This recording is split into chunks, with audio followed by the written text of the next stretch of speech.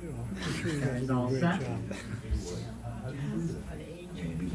But yeah, start change things. Oh, yeah. No, that's what I'm But saying. not much. I don't think so much. I always do that. All right, stand by. For us, there's a little more to it, but. Okay. 5, 4, 3, 2, 1. Hi, good evening, everyone. Welcome to the June 5th, 2023 session of the Long Meadow Select Board. Oops, I don't have my script open. Why don't we start with the Pledge of Allegiance while I get that? I pledge allegiance to the flag of the United States of America and to the republic for which it stands, one nation, under God, indivisible, with liberty and justice for all.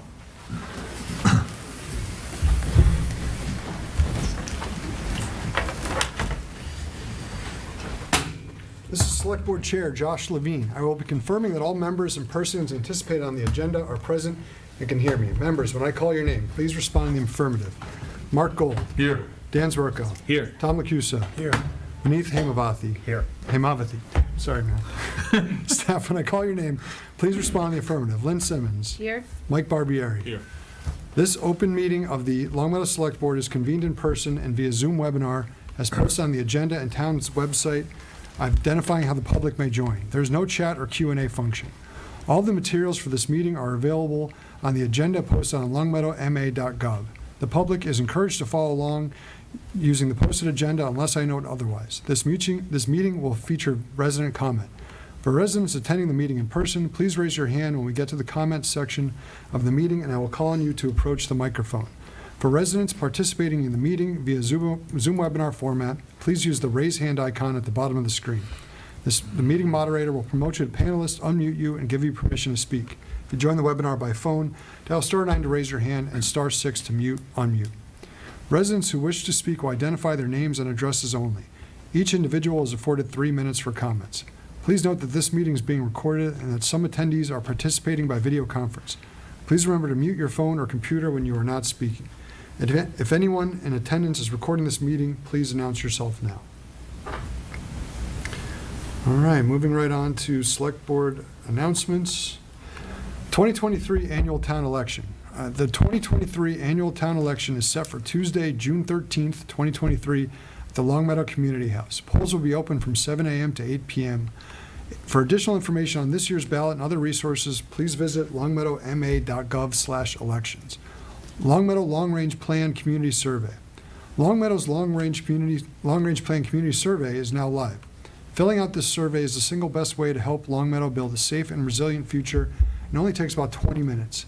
The results will help the town better understand needs to improve quality of life for all of Long Meadow's residents, such as around housing availability and needs, safe and accessible sidewalks, and the ability to safely bike on streets, and the safety and accessibility of parks and sports fields, among other topics. Take the survey now by visiting longmeadowma.gov/civic alerts or by requesting a paper copy at the library, town hall, or adult center.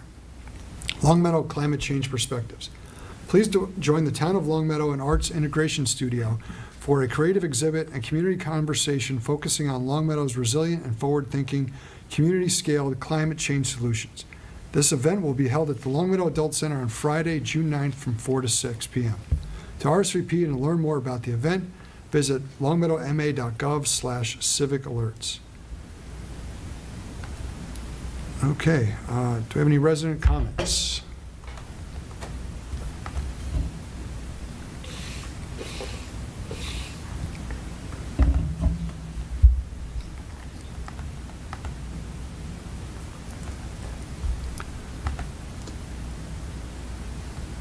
We have 567-7049 on the phone. If we could Andrew Fox, 29 Lorenz Street. Hi, Mr. Fox. Go ahead. So I'm concerned about the frequency that we've recently been receiving these notices from you folks, because I understand the Select Board is also the Water Commission regarding the elevated disinfection byproducts. I understand from the notice that this is, quote, not an emergency, but talks about the fact that water containing these HAA5s drunk over many years. I don't know if that includes 5 years, which I guess is when we're waiting for Springfield to do something about it. I have an increased risk of getting cancer. And I understand that Springfield's not having this addressed till 2028. It's now 2023. The letter goes on to state that Long Meadow has done a study, and you're going to be installing some flushing devices and a tank mixer. It doesn't say when that's going to be done or how much that will help.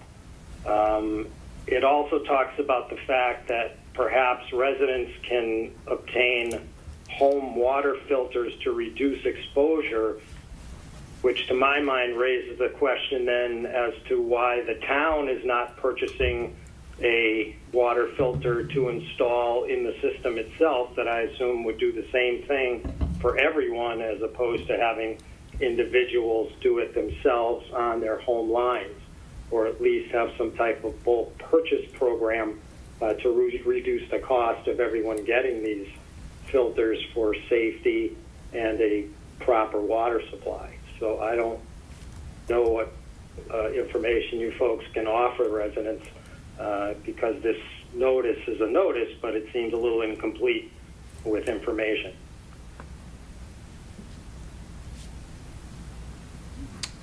Okay, thank you. Is that it? That's it.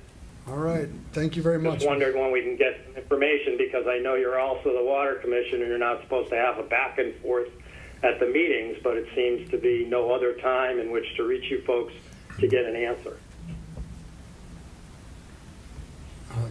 As you said, this is not a back and forth, but if you could reach out by email, I will have a conversation with you. Thank you. Thank you.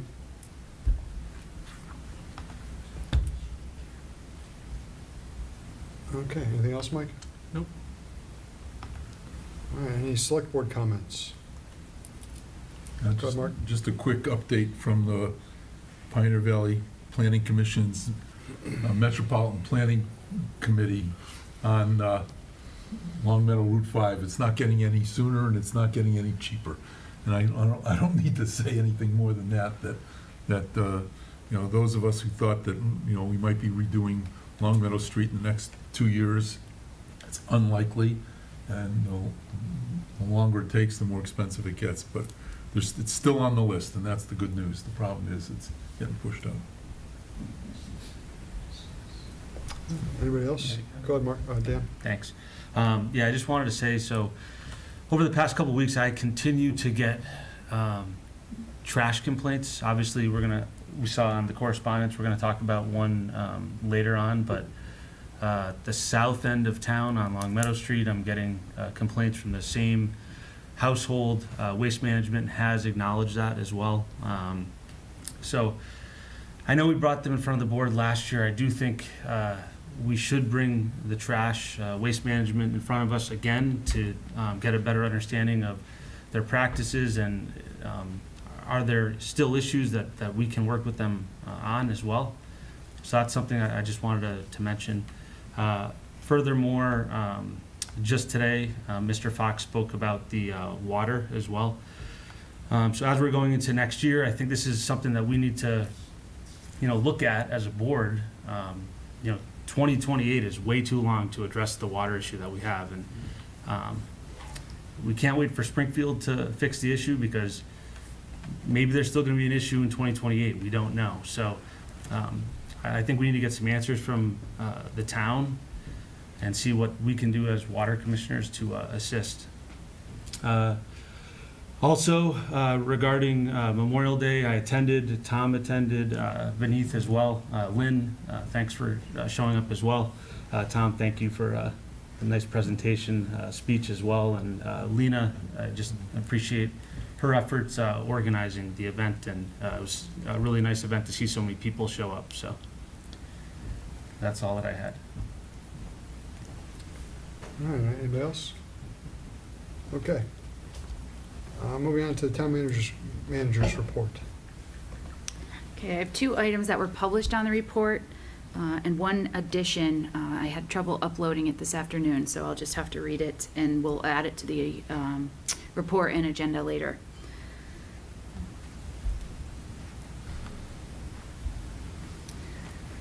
Wolf Swamp Irrigation, we're experiencing a few warranty issues with the irrigation system that are covered by the contractor RAD. Some of the irrigation lines were found to have breaks, which caused the irrigation control system to fault when it should have been watering overnight. Additionally, there's programming issue that's been causing the water to not draw in the correct percentages between well and town supplies. Watertronics, who installed the pump controller, is scheduled to meet with the town water department this week to resolve the issue. SLR has been asked to come back and help coordinate the work with the contractors and ensure that contractual obligations are being met and the town's investments being protected. The irrigation system is currently operational, and both DPW staff and SLR are monitoring the fields closely, and contingency plans are in place should the system go down again. An update on the North Interceptor project. Survey work was completed and then reviewed again to ensure the easements were correctly delineated within the project area. DPC, the town's engineering firm on the project, confirmed that the surveys are complete and encompass the project area. Appraisals and review appraisals were done, and offers to purchase easements were sent out to 4 affected parcels. DPW is answering questions and working with legal counsel for 3 of the properties. The 4th property has signed the easement. As a reminder, the North Interceptor conveys sewage from the area west of Long Meadow Street from the Springfield line down to Emerson Road. It's the backbone of the sewer system and extends about 1 mile and mostly inaccessible where it's located on the slope abutting I-91. It's a project that the DPW has been working on and trying to move through for many years.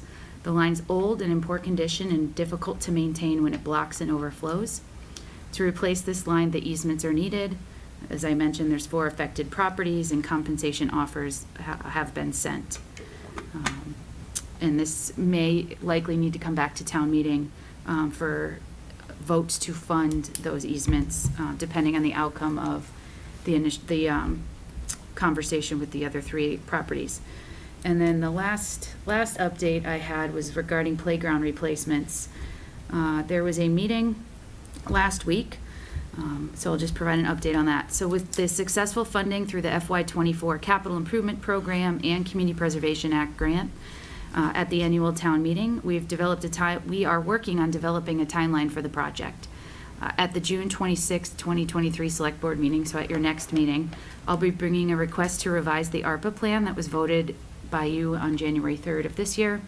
The request will be to reallocate the funds for the Center School window project, which are about $600,000, and repurpose them toward the playground project.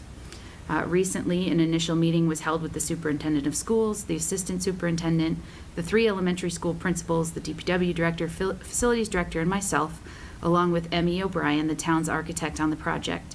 We discussed the timeline, public involvement, logistics for demolition and construction. The project architect will be meeting with each school to learn about their student needs, school schedules, site requirements and restrictions, future growth, etc. We are committed to gathering public input, but the process for this is still being refined, and more information will be available soon. Availability of playground equipment was also discussed, and right now it's running about 26 to 40 weeks out. With funding for the project not available until July 1st, the timeline to receive equipment and follow the required procurement steps will likely put this into a spring or summer 2024 construction schedule. While that schedule is not as quick as we had originally hoped, it does provide us ample time to ensure that we have the right design and can accommodate the school schedule in a way that will lessen the impact to the students. That's all I have tonight. So for Wolf Swamp, is the system, have the brakes been fixed? I believe so. Right, so because it says, your report says the system is working, but they're working to resolve the issue. So is that the programming? I don't think that it's needs to be fixed? staying on. I don't think it's keeping the schedule that it's programmed to. So I believe they're monitoring it. It is working, but not as consistently as it's supposed to. Okay, and so it's taking more work to keep it going? I believe so, yes. Okay, and on the Interceptor project, are those permanent easements? Yes. Okay. And are we talking about a lot of compensation? I guess depends on a lot. Well, to the town? Yeah, there's construction easements and then there's permanent ones so that we actually can maintain or access it Right. when we need to maintain it. Yeah, and sometimes that's $100, sometimes it's, No, it's several $1,000s. yeah. Okay. All right, great. And so, sorry, just to reiterate, since it's not written down, the delay in the playground project, it's mostly the back ordering or just getting the equipment? Is back order? Correct, yes. So Okay. when we originally started this process, it was October, November of '22 to get quotes. At that point, the possibility of a spring, summer build was good. But knowing our town meeting schedule and then ordering schedule, and then the fact that we cannot actually order until July 1st, that puts this construction season out the window. We won't have time to go out to bid for labor, demo the equipment, get the site ready, and then have new equipment installed before the start of the school year, the end of August.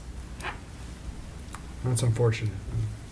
It is, but this gives us more time to make sure we have adequate design, we get public input, and are working around a school schedule so that we don't have a active construction zone at each of the schools while kids are out at recess. Mhm. Do you know if the project at each school will begin at the same time, or will No, they be staggered? they will stagger, Okay. yep. So it's kind of like one crew? Yeah, we're, from school to school. initial estimates are 2 weeks at each location. Okay. Lynn, could you just comment on Glenbrook Fields and the irrigation? We are still having some trouble with that irrigation pump, but we're monitoring to make sure that the grass is still continuing to grow. So They are are they- troubleshooting it, So are they still like spraying with the the water cannons. water cannons temporarily? Yep, So that Glenbrook is completely non-functional? I No? believe so. All right. Cross our fingers. All right, anything else? Great. Moving on to interviews. All right, so first up, Mike, is there anybody on the list we know who's not coming, or any boards?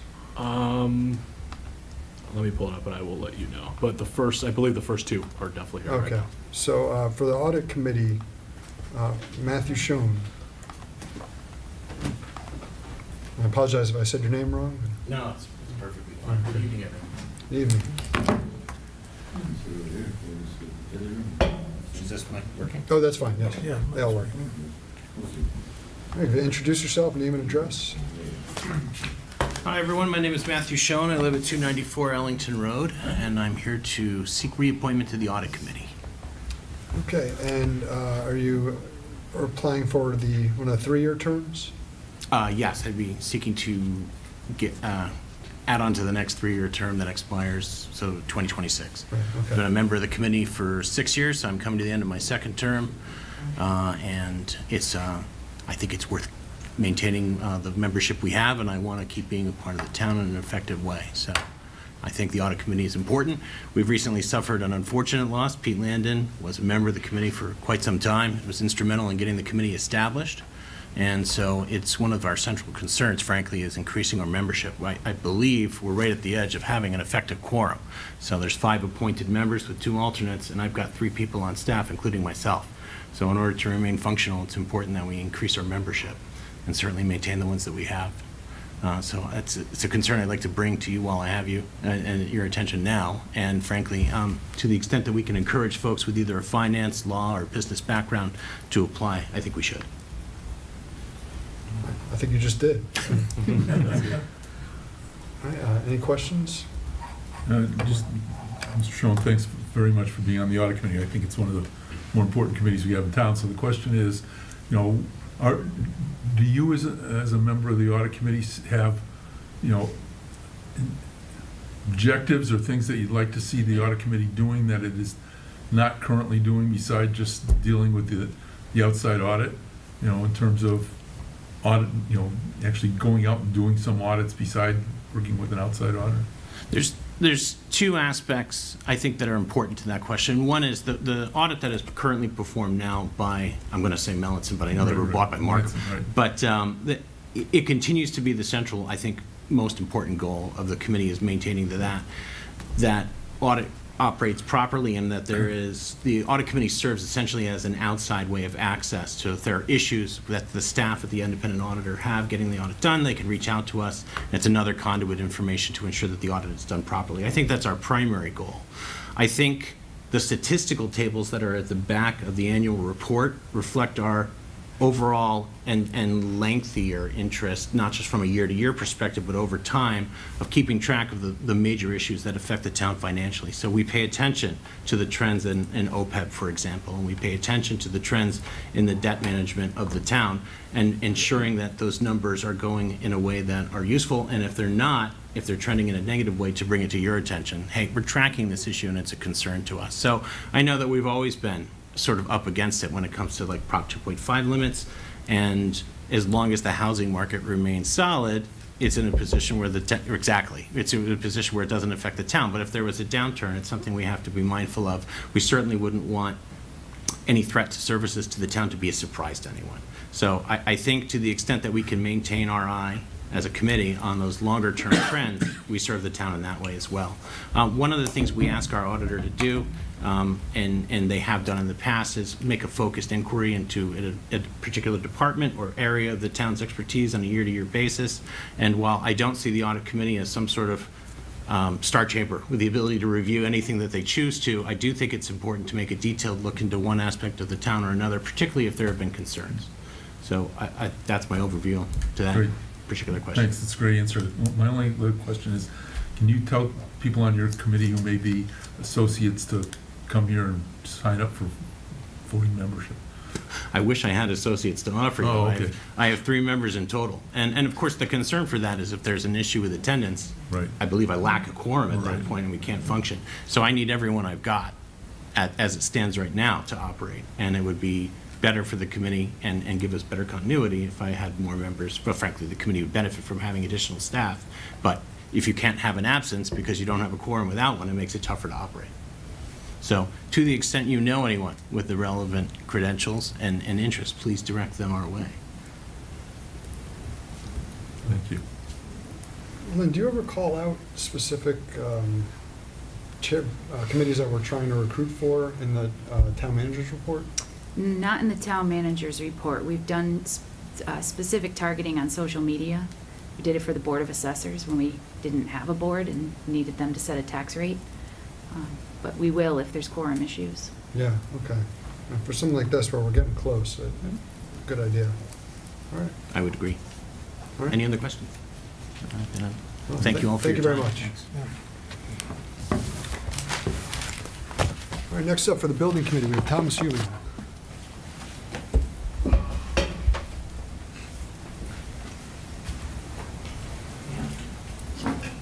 Good evening. Good evening. If you'd state your name and address, please. I'm Tom Ewing, Vice Chair of the Building Committee right And how long have you been on the? 515 Congress Street, I'm sorry. Sure. How long have you been on the committee? Pardon me? How long have you been on the committee? 4 years. So I had a 1-year term and then a 1 3-year term. So we're here for a renewal, I guess, hopefully. And how are things going on the committee?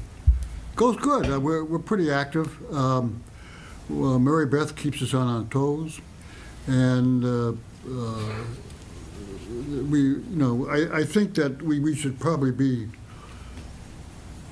more active in a wider variety of projects rather than just vertical buildings.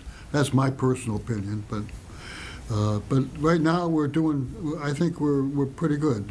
We work closely with DPW, Nick Jorgantis, and keeps us informed of what's going on.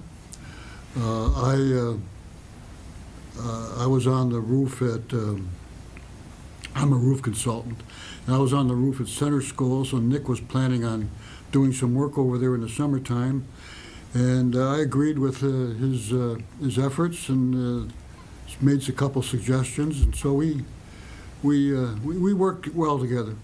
To the committee between Nick and us. Great. We don't want to step on toes. That's a problem. You got a little political. We want to react to the needs of the town, and at the same time, Sometimes you can get a little overactive, maybe, and but really it should be, we're going through the normal chain of command, which I think is the right way to go. I know this is something on our list to address. Yeah. Thank you. Any questions from the board? All right. Thank you very much. Thank you. Appreciate it. Yeah. Josh, if you want, we've done in the past for multiple Right. members, you could call up. Yes, please. Oh, and I should just mention while everyone's here, we are waiting until the end of the summer to vote, to give people time so we can get a full slate, so people don't miss the opportunity to apply. For Council on Aging Board of Directors, we have 4 applicants, Rose, and I apologize if I get any names wrong, Rose Morace, Patricia Shelf, George Shea, and Elizabeth Tyson. If anyone's here, they can please come up.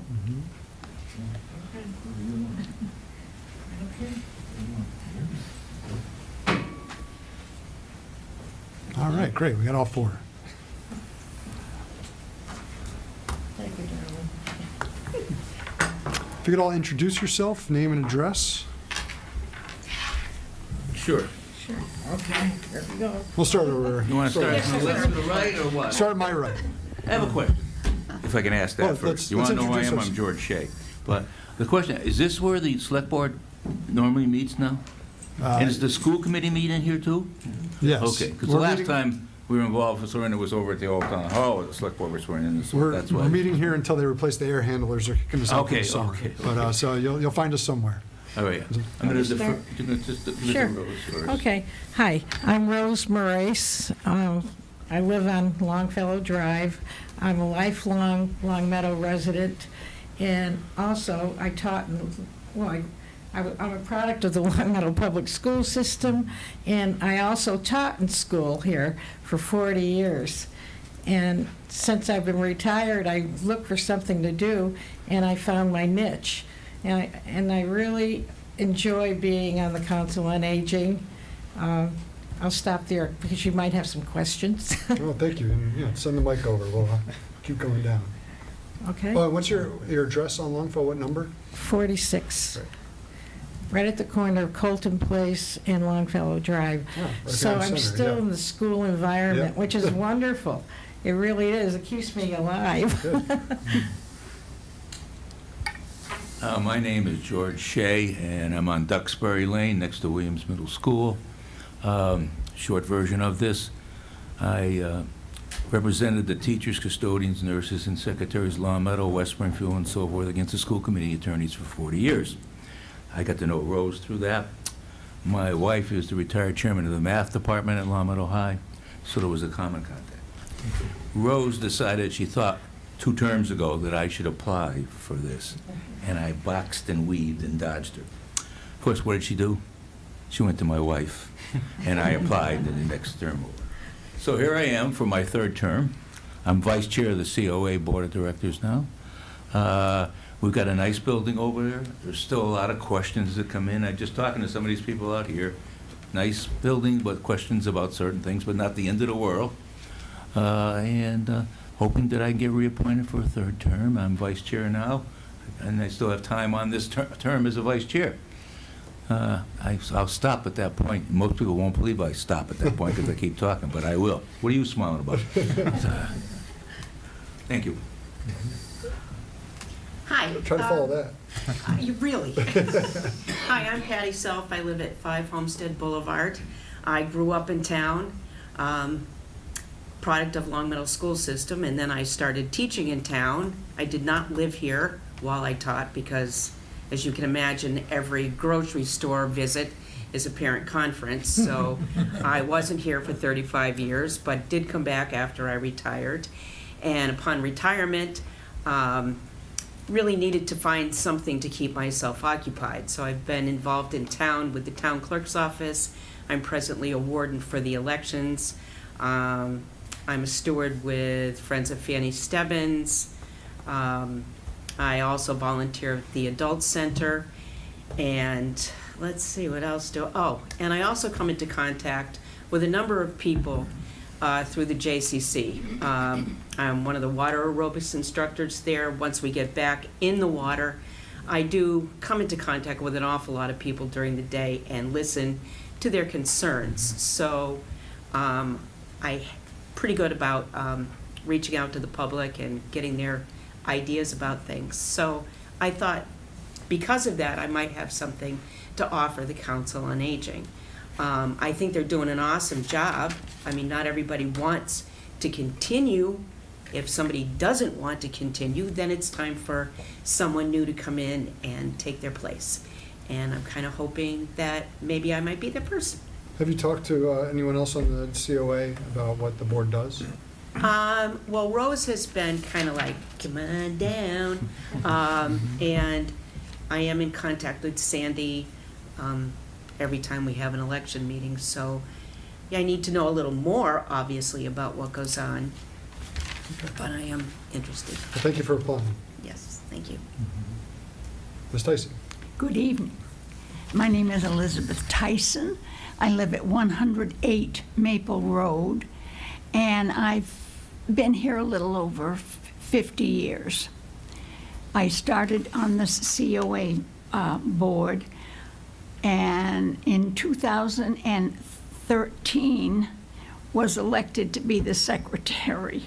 I can't seem to get rid of that. I've had it that length of time. I was very pleased to be a part of getting the new building kind of going. We sent out information on what people in town would like to have in the new building. And I really have heard just accolades about the building. So I do volunteer there. I work in the cafe and do other things as needed. So I'm around a lot there. Well, 50 years, so welcome to town. Go ahead, Tom. Well, as a liaison between the board and the Council on Aging, I can vouch for 3 of these folks, no problem. Their attendance is stellar, and they always have good comments. Pat, you know, you have to work harder. No, I think you'd be great. I've seen you at a lot of different places in town, and I'm glad you're stepping forward to take on this responsibility. You are a representative to the COA, right? I'm still the representative. Just make sure you show up on a regular basis. Every time. Any other questions? Your input has been appreciated. Yes. Oh, You've thanks. been a vital person to us. I am going to be on vacation next month. Just say that you won't see me. I'm going to ask the newcomer himself a quick question. Well, since you're not burdened by being on the board, the Council on Aging, what would you like to see the COA do that they're not currently doing, or what would you like to see support that they are currently doing? Well, I think right now, if we had any more activities going on at the adult center, we would run out of time and space. I mean, as it is right now, every program since I work at the desk, we're turning people away because everything is so wonderful. I mean, really. If you haven't been down, well, maybe some of you aren't old enough, but their programs are awesome. But that's a problem, in my opinion, if we're turning people away who want to partake in the services. How do we address that? Well, we may have to look at opening up larger areas, if that's possible. If we're going to have a huge concert, maybe the all-purpose room isn't going to be the place for it. We might have to move the pickleball players out, which would cause the earth would quake at that. But I think new members should lead that, taking them out.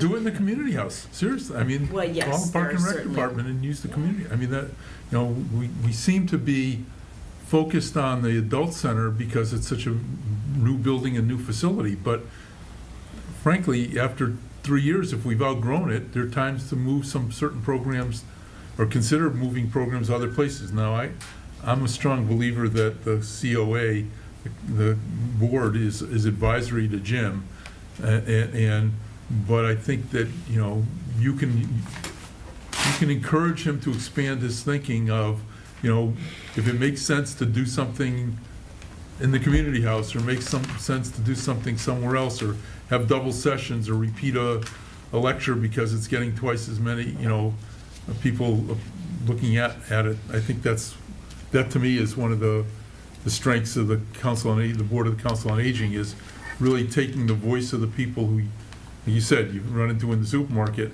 back to the director and the people who work here but may not see people outside of the confines of the building. And I think that's an important thing that you folks can all do. So we can assume that you'll also back some of these suggestions that you're talking about? Because To the otherwise extent it's just that- a total waste of to the energy. extent that we and can, We're of not course fans we- of that, of and I course know we you're will. not either, Mark. No, to the extent that we can, but Yeah, come on. clearly, the Council on Aging is run by Jim Leyland. It's, you know, he's the guy, and you're Who hired advisory. him? The town manager did. Yes, yeah, So, right. but you are advisory to That's right. to the COA director. That's right. But you have the voice and the people in the community sitting on your shoulder and calling you up and seeing you in the supermarket and all those other places. And that's the strength of what you bring, I believe, as the Council on Aging. Right. Not to say, Jim, you're gonna do this, or Jim, you're gonna do that. No. But it's also good if, you know, the select board's got an open ear, and I assume you have. If the people in town want something, and there's a way to do it, you know, that's the strength of the organization.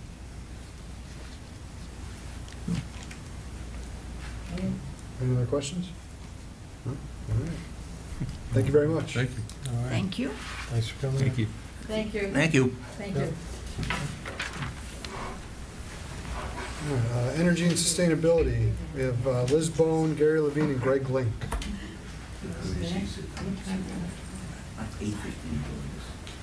Don't believe Mr. Link is here right now, Okay. unless he's on the Zoom. Let me check.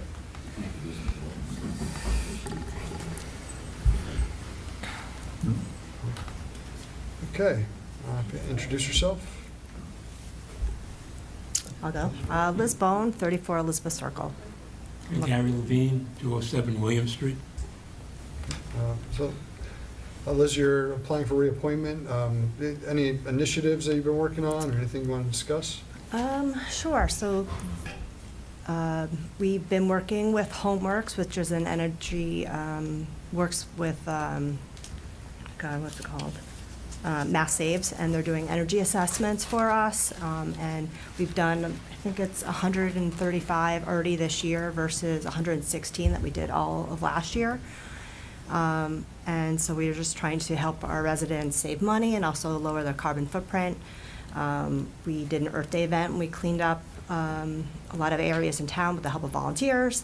And even though we didn't collect as much stuff as we did the year before, that's actually a good thing. It just means that the town has been cleaned up, and we've been maintaining a better standard of litter.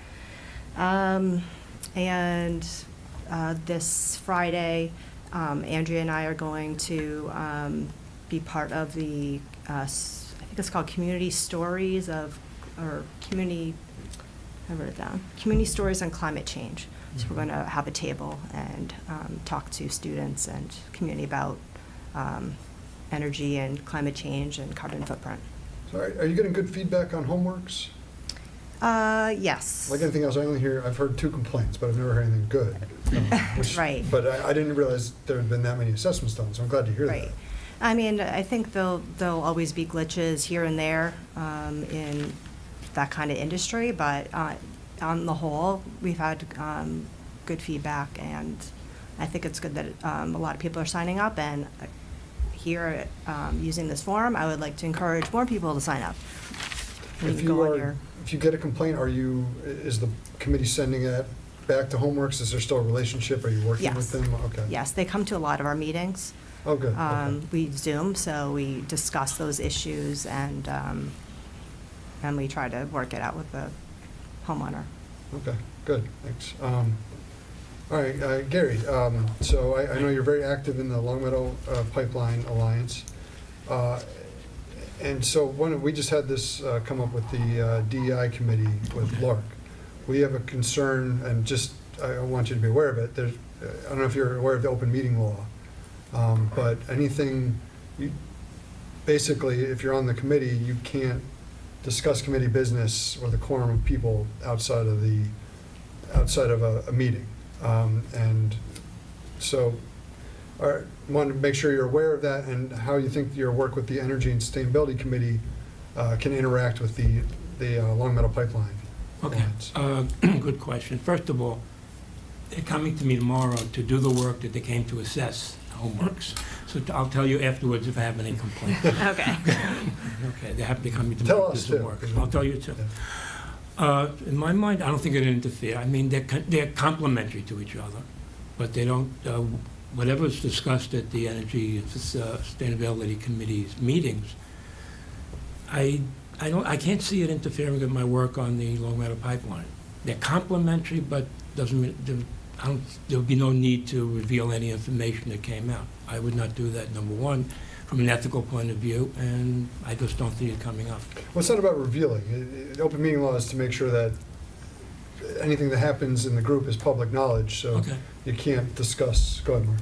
No, finish Just yeah. to clarify for me, Yeah, so you can't- I want to be sure what you're Yeah, saying. so if there's something in Energy and Sustainability Committee, discussion has to happen at that meeting. So Right. you can't talk about a policy goal for the town at an LAPG meeting. Oh, okay. So that's what I mean. That wouldn't It's be an about, issue. it's about being open, not about Fair enough. keeping things Okay, confidential. I get that. Go ahead, Mark. Yeah, I think, and Josh, thank you for bringing this up. I think even more importantly is that town committees cannot be lobby organizations. You know, they can't take a political position. You know, they can take positions on energy and sustainability and things like that, but we have to be careful that we don't use, just like the DEI committee, to take positions beside what the select board intends them to do. And I shouldn't say we, but what the select board intends them to do. So the Energy and Sustainability Committee is a subcommittee, if you will, reporting to the select board, reflects the select board, and to the extent that, and I'm not speaking to you specifically, but I'm concerned that we do not try to turn any of our organizations, any of our subcommittees or committees of the select board into political lobbying organizations, because that's just not going to fly. You know, and I'm not saying you're going to do it. I just say, you know, there's, and I think as Josh indicated, there's a concern because of potential overlap, and we see it not just with this committee, but we've seen it with other committees, Okay. and we want to make sure that we stop it before it starts and address it before it starts. Is that better? Yeah, address your- that's perfect. And I apologize for being. No, not Yeah, so what's I bringing get- you? Yeah. I get the point, Yeah. and I understand your concerns. So what are you seeking to accomplish on the energy Okay, and when I saw sustainability? that it was open, this is something that I've been involved with for a very long time. The very first Earth Day happened, this gives away how old I am. First Earth Day happened when I was a senior in college in 1969. And I was a biology major, and I was always interested in environmental science. And it fit right in. So I started, at that point, there was very little known about climate change. It was the very early stages of this. We were first learning about the effects of CO2 and methane, and the very first thing that came up that time was the break in the ozone layer. So that was the first thing we were focusing on in the early days. Then I went and I got a degree in dentistry, and I was a dentist for 25 years, and then I went into teaching. And I taught environmental science, I taught AP biology, and I taught anatomy and physiology in college. And I always went back to my environmental interest, how it fit in with the different things I taught. So this has been something I've been interested for many years. When I saw the opening on the Energy and Sustainability Committee, I thought, great, this has always been a passion of mine. I did not even think of it in context with my work on the Long Meadow Pipeline. Didn't even enter in my mind. And it was just something I've always been a champion of, something I've always, fought for.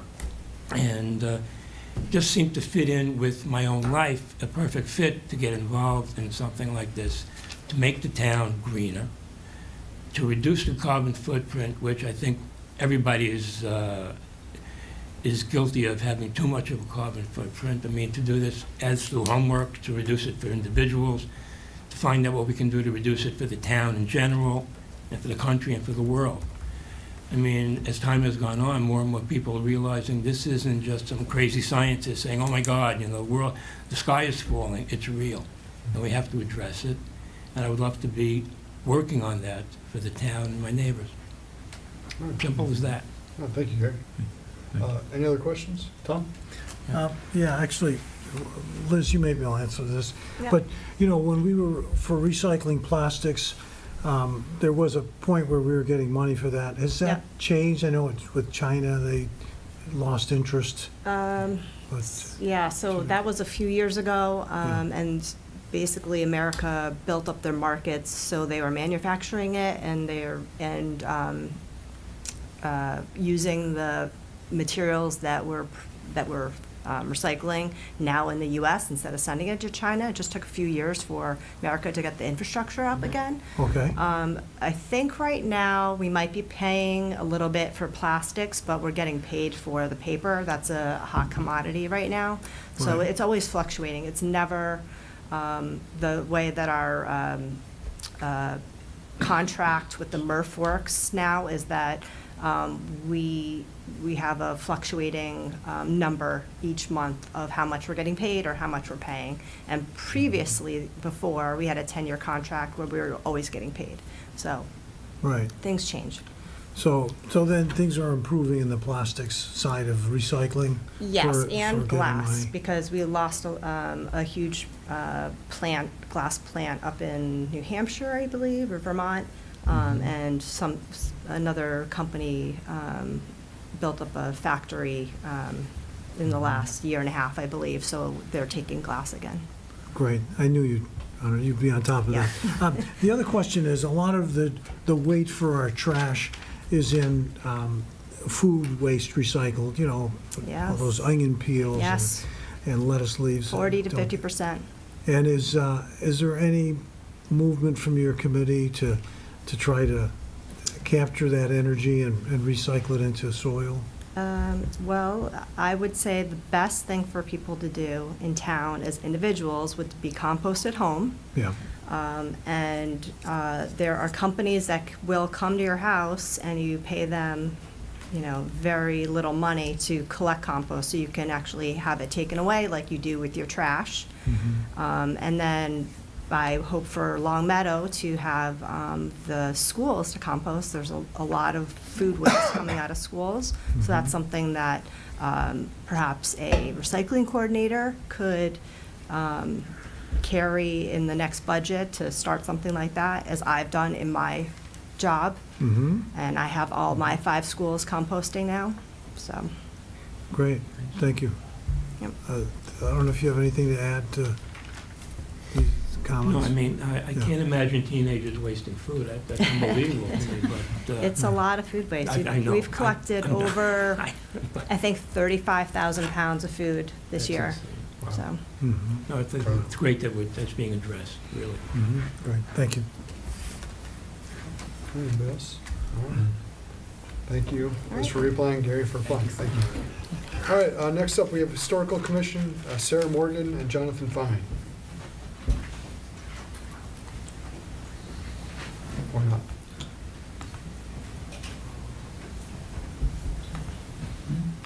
They might not be here. Oh, I think Sarah's on Zoom. Oh, Yeah. I just missed her, yeah. Good call. I was about to, Is the cameras in? yeah. It's not. Hey guys, Hi, Sarah. for some reason it's not letting me. You should be able to now. Oh, thank you. You guys have this on lockdown. Thank you. I do this all day. I'm never locked out. How are you? Good, thank you. Good. Can you introduce yourself, name and address? Yes, Sarah Morgan, 977 Long Meadow Street. Okay, and what is interesting you about the Historical Commission? You know, I'm interested I'm interested in both the Historic District Commission and the Historical Commission, partly because when I moved here 4 years ago, I bought my house on the town green, and it's been an incredible process of restoring and preserving this home. I feel really, really lucky and very privileged to be doing this.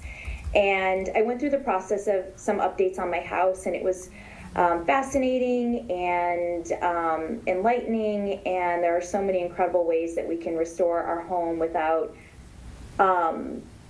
tearing them apart. I'm quite the preservationist at heart, so I think that this would be a good fit for me. And I've been in the business, in the housing and real estate business for 21 years, so I have an extensive background just in building and the entire industry. So it kind of works well with what I've done in the past and kind of where I am in my life right now in this home. So what is your understanding of how the Historical Commission and the Historic District Commission overlap or don't? Well, I mean, I don't have a ton of knowledge on the Historical Commission. The Historic District Commission, I know, is the process that I went through when I wanted to have some updates done on my house. So I had to submit my application, go through the whole process. It had to be voted on, and they had to go through all the rules and regulations and just make sure that I was following the guidelines. And I believe that it's very similar, right, in the Historic Commission, but it's just in terms of the town buildings. Is that correct? Well, no, not exactly. Oh, okay. Yeah, from what you said, it sounds like you're more interested in the Historic District Commission rather than the Historical Commission, which is Historical Commission, and if anybody wants to jump in, but that's educating the public about the history of the town. Oh, got it. Okay, yeah, no, I mean, I've done a few of the different things here in town with the Historic Commission, and it was really fun, but yeah, I don't think that would necessarily be I thought they were sort of similar. I don't know why. I must have read it. They do have similar, I don't want to call it traits or responsibilities, but the Historic District Commission specifically covers just the historic district area, so Long Meadow Street around the Town Green area, and I think up until Ellington Street, and the Historical Commission would take into consideration the whole town in general. Got it. Okay. Then yes, I think I'd lean towards the Historic District Commission, so that's why I applied for both. Thank you, Josh. Well, great. It happens I think it happens every year. They're very similarly named, but yeah, and they do have distinct goals. But it sounds like you want Historic District, so that's great. I'm glad you applied for both. Okay. Well, you can stick around for the next part if you'd like, or. Do I need to stick around, or? No, you gave your spiel.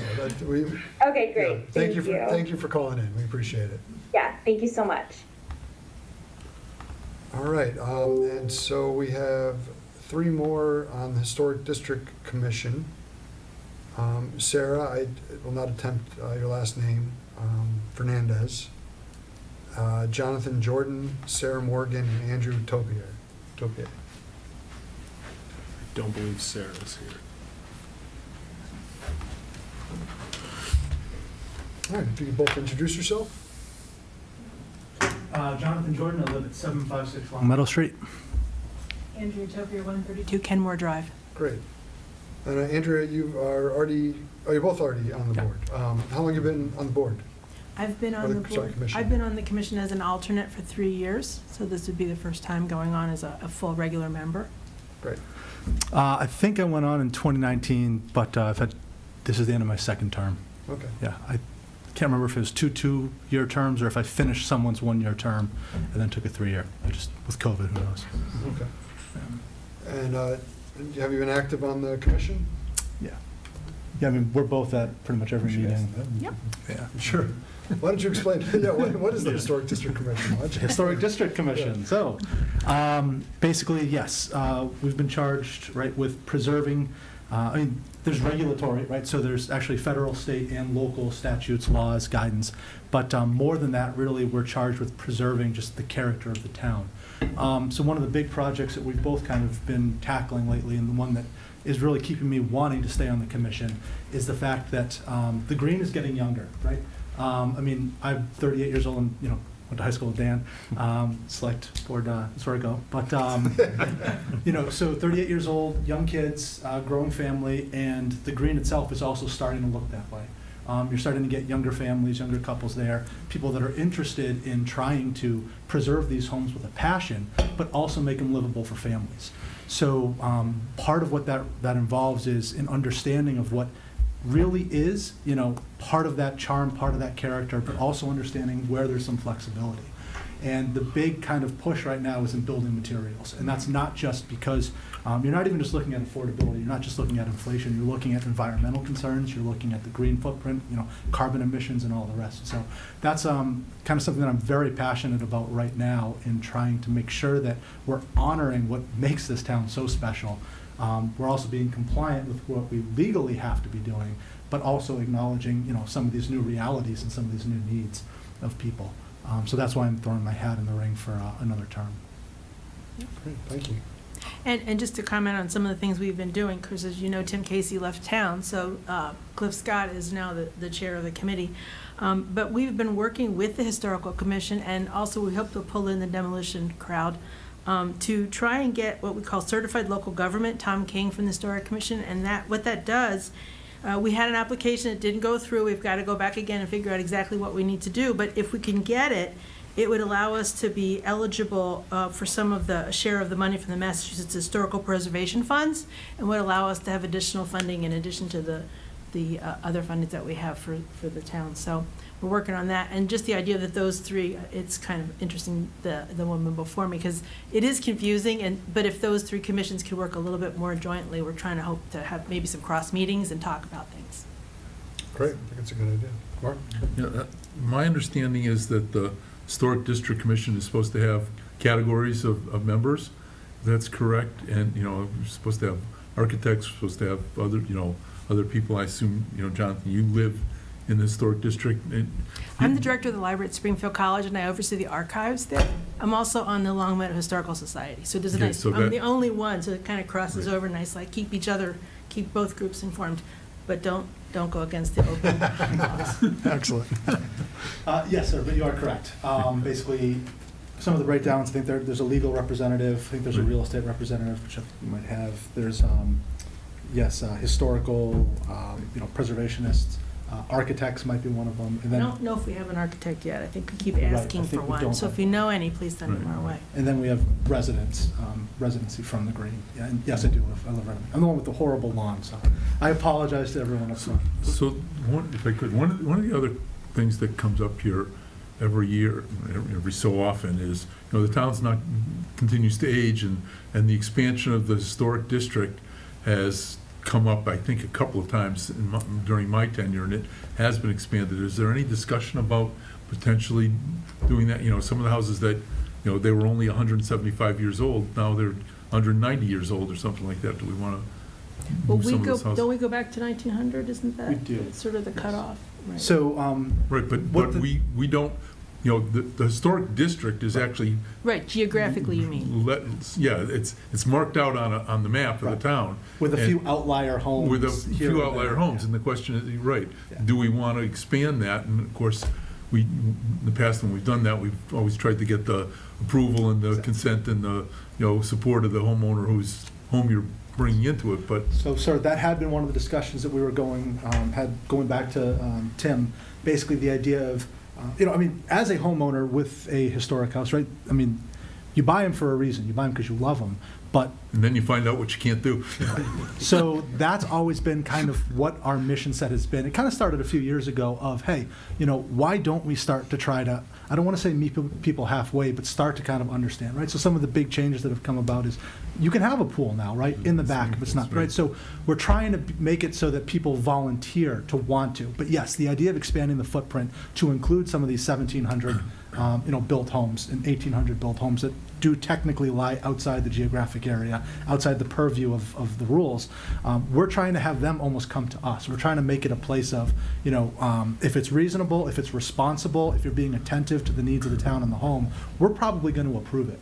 I just went through, still in the middle of a 4-year renovation on my own home, and I will say that pretty much everything has been approved. And again, that's part of the idea of why don't we voluntarily try to extend the hand? Because once you are under the purview, it's not just the rules and regulations, there's also protections there.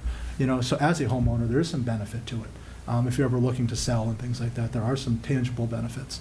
But yes, the idea of doing that. But if the other thing was expanding the chronological footprint of, say, something from 100 years ago, and now we're talking about, Roaring Twenties or Gilded Age or post-Gilded Age, that we haven't really discussed, but maybe it's an interesting pre-war. Even just the geographic within Yes, that's been discussed. Pre-1900, great. Yes, That's sir. good. All right. Any other questions? No? All right. Thank you very much. Thank you all. Thanks for coming in.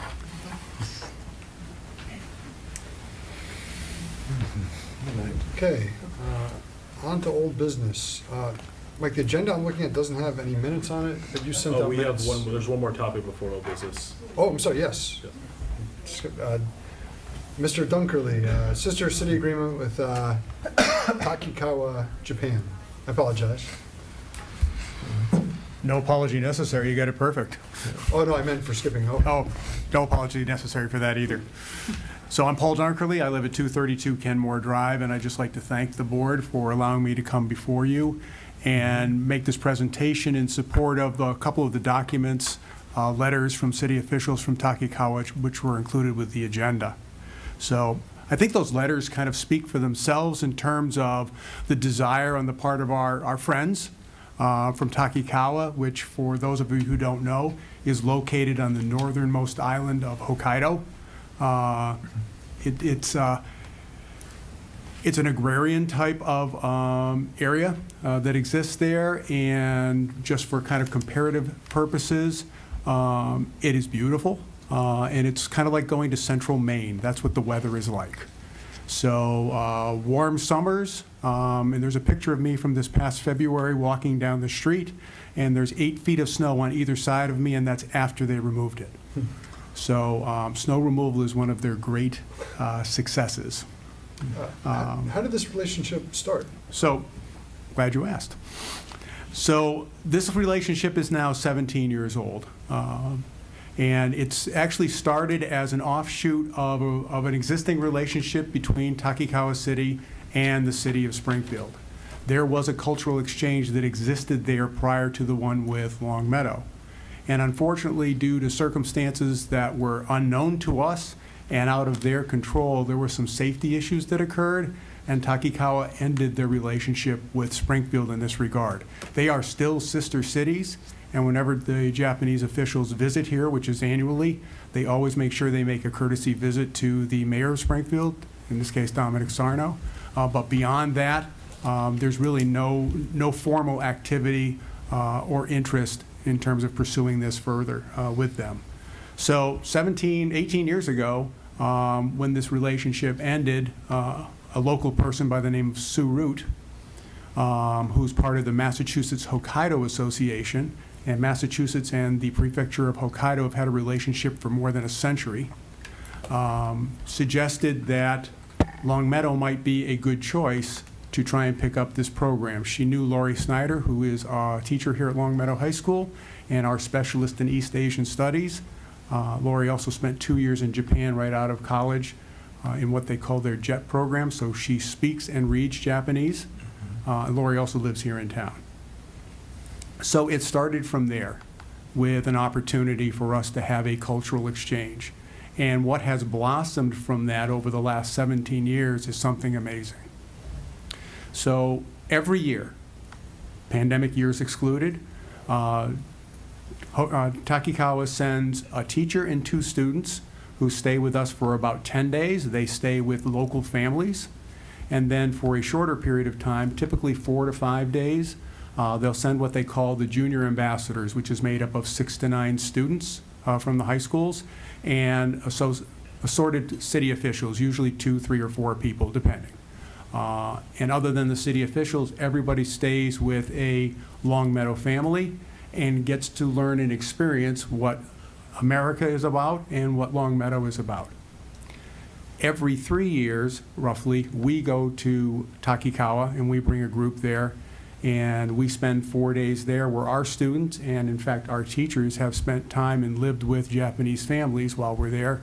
And then we extend our trip across the pond, if you will, to include some educational experiences, particularly in Kyoto, which is the historic capital of Japan. And then, like on this last trip, we were able to take them to Hiroshima and have them get an appreciation and an understanding of not only that part of history, but about the pretty complicated relationship that Japan has had with the United States for well more than a century. It's a profound experience, to say the least. But the most important part of all of this is the bonds and the ties that are made between the people. There's been a couple hundred, maybe a little bit more than that over the last 17 years of people who have gone back and forth. Some of us have gone several times, and we are the drivers of the program, so to speak. Our students, obviously, it's a different set of students every time coming and going. But what we're finding is that the relationships that are forged and the changes that occur as a result are nothing short of amazing. We've had kids go into, just because of this experience, decide that they want to go into foreign service or diplomacy. We've had a student go and spend an internship in Japan. We've had Japanese students come to the United States because of their experience here to go to school and to work their way through, if you will, opportunities in international relationships. And I would go further than that. It seems like everybody that is touched by this program, whether it's directly because you hosted a student, or whether it's indirectly because a teacher came into your classroom and just presented to you as a group of students something that is truly unique and amazing about our relationship, we're all the better for it. So, we've got a very complicated world today. And it's our belief, and the belief of our colleagues in Takikawa, that anything that we can do to continue to bring people together, to have us gain common understanding, we should do.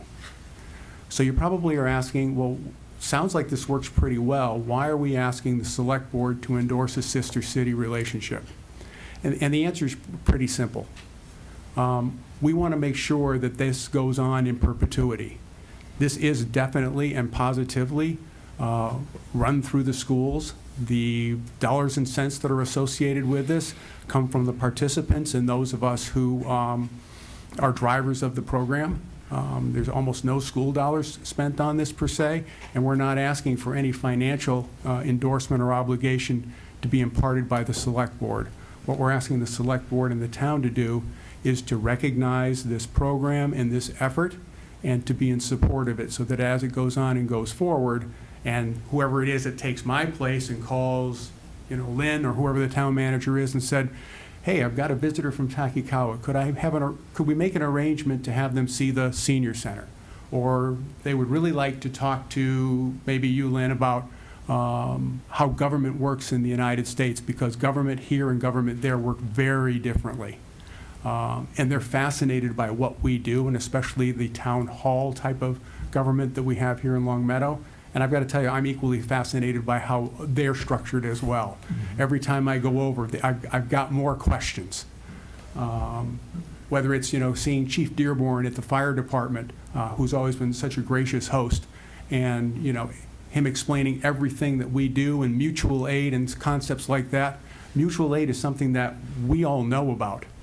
Mutual aid is something that is a new concept to the folks in Japan. They're very much siloed in those types of things.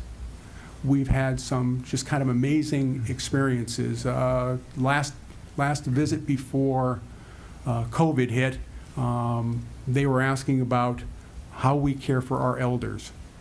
Japan culture has typically been that as Japanese gets older, they live with their son or their daughter. But what's happening is that sons and daughters are leaving Takikawa and they're going to the big city. Sapporo, Tokyo, so on and so forth, and they're not coming back. So they have an aging population that they don't have an infrastructure built to take care of. So we went to Glen Meadow. I made a phone call. They couldn't have been greater or nicer, and it gave them perspective. When they were looking to move their library, They wanted to see our library. They came in 2 successive years. They wanted to see the library and talk to our library services folks. Well, when they opened their library, their children's section looks like ours. There's a reason for that. So there's a really strong relationship that has been built, but we take away as much from them as they take from us. I would have never imagined how much we could gain by understanding their educational system. I also can't imagine having 40 students who are perfectly behaved in my classroom. And I had some big classes, but I never broached 30, and my students, whereas they were awesome, they weren't close to letter perfect like you see in Japan. And it's a cultural difference. And it's those things that we work to understand. So I'm asking the Select Board to endorse this, to support this by entering into a sister city relationship with our friends from Takikawa. I can tell you that everybody I have met over the last 13 years and 4 trips, and all of the folks that have come here are basically what we would call the salt of the earth. They are good people, well-intended, who want to do the right thing and value us to the point that they want to enter into this relationship. We started really slow. You know, at first we were, Springfield didn't really work out, so let's try Long Meadow. They sent an entire delegation of adults here just to check us out. They're that cautious. And actually come this fall, as you saw in the letters, they're going to send a delegation. Part of it is in their hopes to be able to start the sister city relationship and formalize that, but it's also to kind of on paper check things back out again and make sure that we're good to go post-COVID. They just ended their protocols in March. So when Lori and I went over, they were still well within their protocols. They have handled it very, very well, especially in the north. And they're ready to receive our students come April of '24. Yes, we are going. That is all set and ready to go. And quite frankly, I have more interest in that trip than we can possibly bring students. Even after I told the parents last week how much I thought it was going to cost, because if any of you have looked at airfare, you have an idea. Airfare is crazy, and not only do we fly to and from Japan, but we fly around in Japan. We take trains, we take buses, we go to all kinds of neat, cool places, and now that costs a little bit of money. Nobody flinched, nobody batted an eye because they want their kids to have this experience because of the reputation of the program that's been built. Do we have an idea of what this entails? The sister city relationship? Is it a memorandum of understanding? Do we have? It is very much like that, Josh. It is very much like that. And it's a document that you would see well ahead of time. So, but, you know, we have a sister school relationship now between Long Meadow High School and Takikawa West.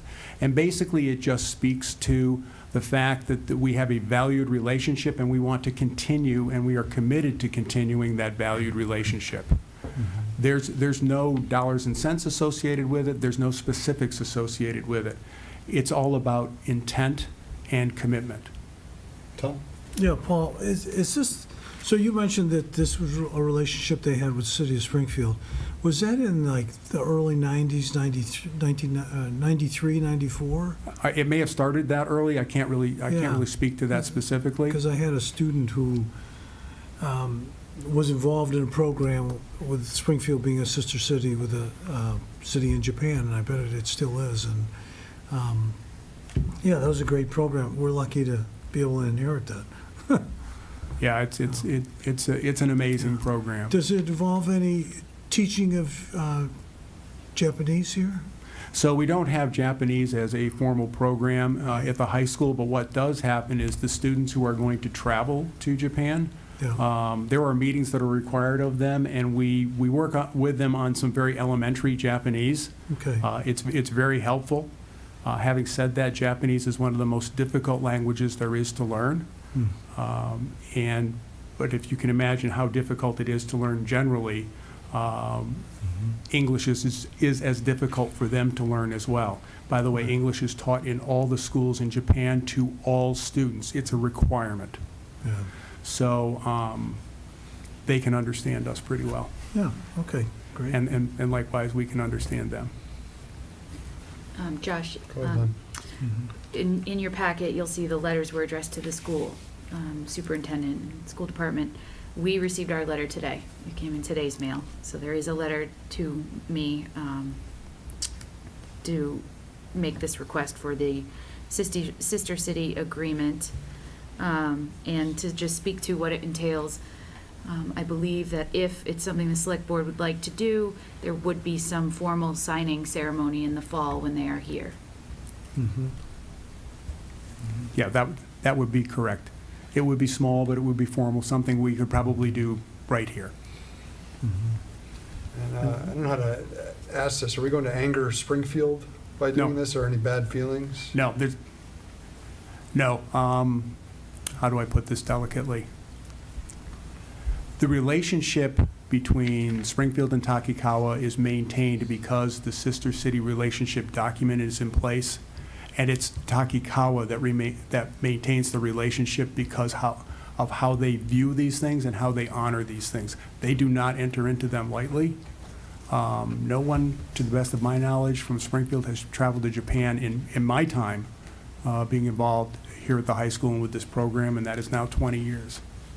So, like I said, the mayor will come. He doesn't always come, but he wants to come on this trip and to be part of this ceremony. And he will request a meeting with the sitting mayor, whoever that is. It's a courtesy visit. It's 15 minutes.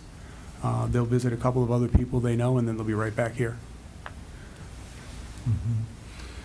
So Josh, is this something we'll put on a future agenda for a vote, or?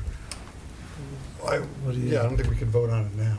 I'd like more information, but, yeah. If you have specific questions, whether you have them now or you have them later, please direct them to me. And if I don't know the answer off the top of my head, it's certainly easy enough for me to get an answer.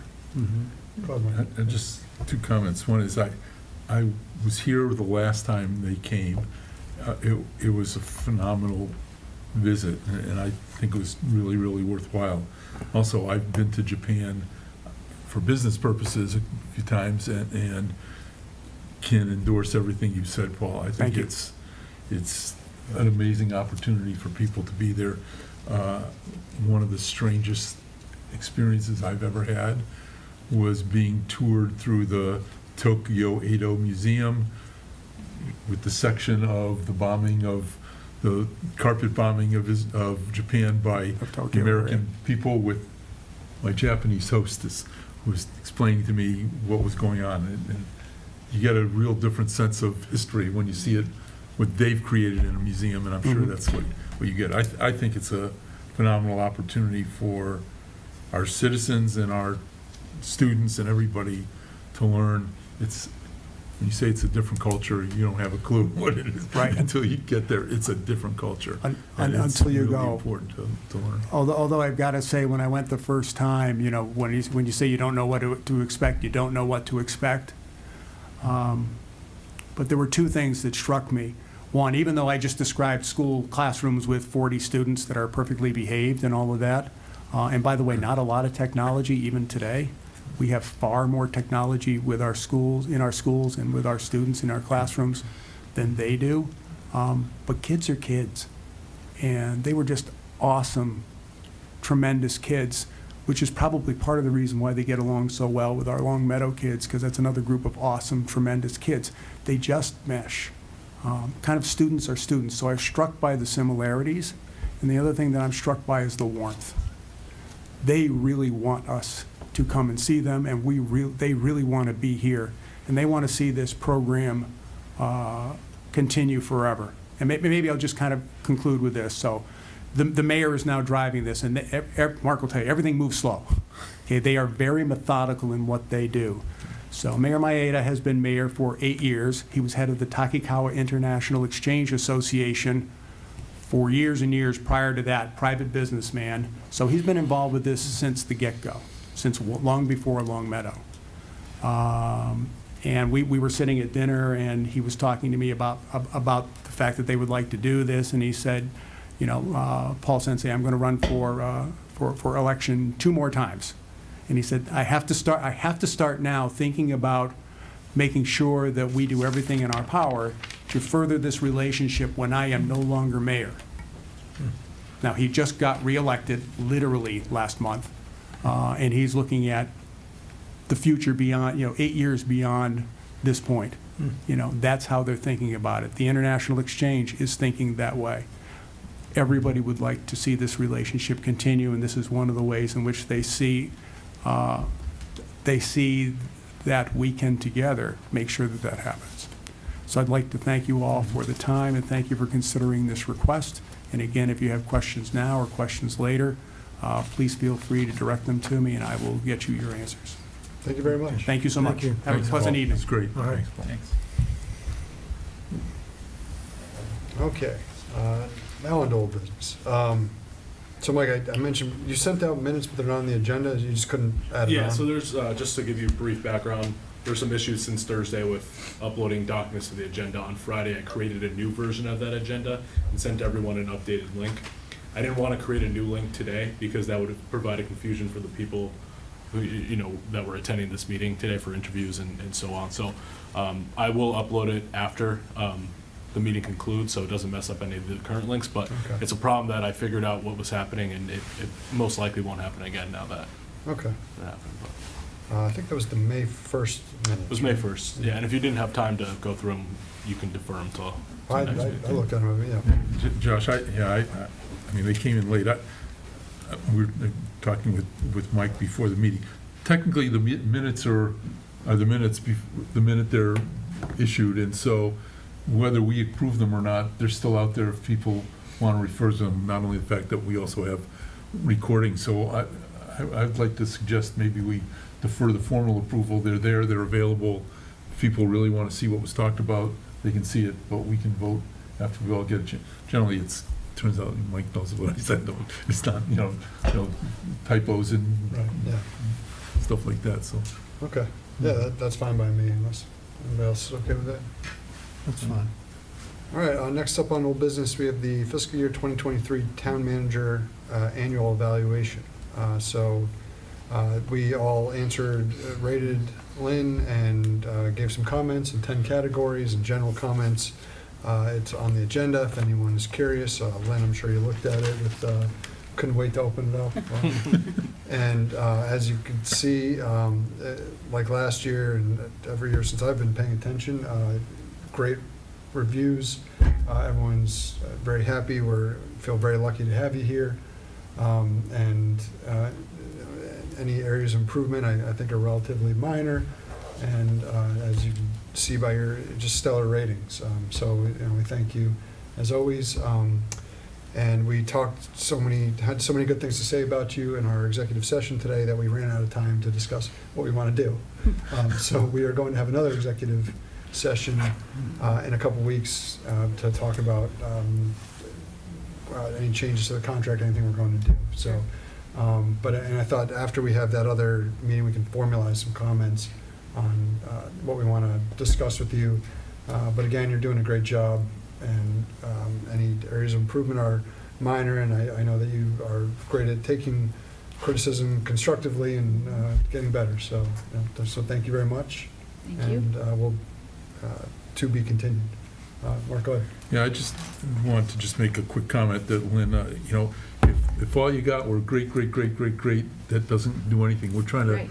get you to grow, and so you'll see from all of us interspersed in there a few comments, none of which are intended to be critical, but rather as areas that we all want to see you, look at and say, okay, yeah, I recognize that, or I see that. So, and for people who are reading this, maybe seeing it at home, I think a performance evaluation that just checks boxes or just says everything was great doesn't help you grow. So that was at least what I did, and I think I saw the other 4 members of the group did the same thing. So I want to just make that comment.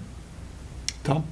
Well, this was your first job as a town manager, and I can just say you've really grown into it well. you. You're doing a great job. Thank you. So, thank you. Dan? Sure. Yeah, I mean, I agree with everyone's points. I think I stated being someone fairly new, I'm trying to listen a lot and, get a better understanding of, how our, town government actually works and the process and everything else like that. And when I reach out to you, you're always, accessible. You help me understand things a little bit better, answer all my questions. And then outside of Long Meadow, when I go to events like the MMA in Boston, people say, wow, you're really fortunate to have Lynn. And so it's not just us saying that, it's your peers saying that. So really just keep up the good work, and I appreciate all that you do for the town. Yeah, so kind of in a similar vein to Dan, as someone that's new, hopefully I'm here next week to be at the next executive session meeting. But no, obviously for me being thrown in the middle of budget season, I had a million questions, and I think what stuck out right away was just your breadth of knowledge and how you had a pulse on everything that was going on. Like, I was asking complete random things, I felt like, from one thing to the other, and you were able to, give me an update on where it was in the process, and and answer everything. So just very impressed right from the beginning. So yeah, and thank you for helping me. Be remiss not to mention with the budget, Paul, you came up that Yes. Lynn is very lucky to have Yes. you with all your experience, and we've all been lucky. Leave your spreadsheets behind us, they say.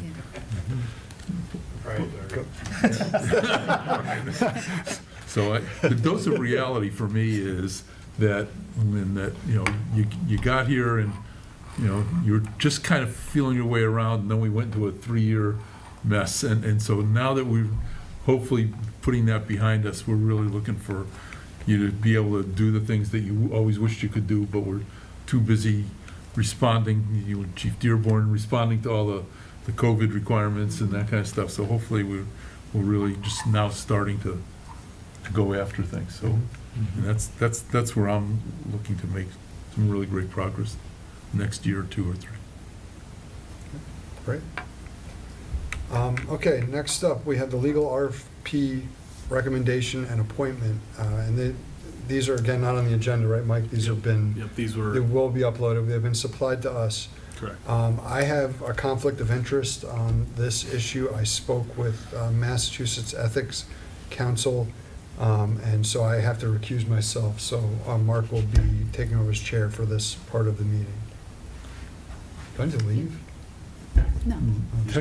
Technically, when you recuse yourself, you're supposed to leave the room, but I don't care. Nobody else. But legally... Try to keep my mouth shut. Yeah, I seem to recall that, but let's assume I'm wrong and don't worry about it. Oh. Okay, but... Oh.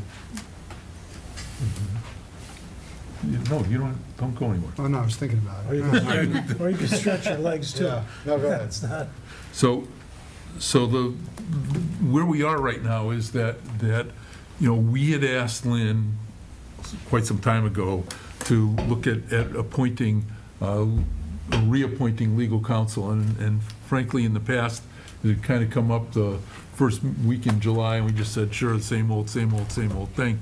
And not that we particularly think our legal counsel aren't good and aren't giving us good service and good advice, but it behooves us in the town to always take another look at who it is that we're using for legal counsel. And just so everybody who was hearing us understands, we actually have 2 different counsels that we use. One, our general counsel, which has been Pillsbury, Wallace, Doherty, or whatever, however their combination of names is, and the other and they've been general counsel for things having to do with town's legal services, legal operations.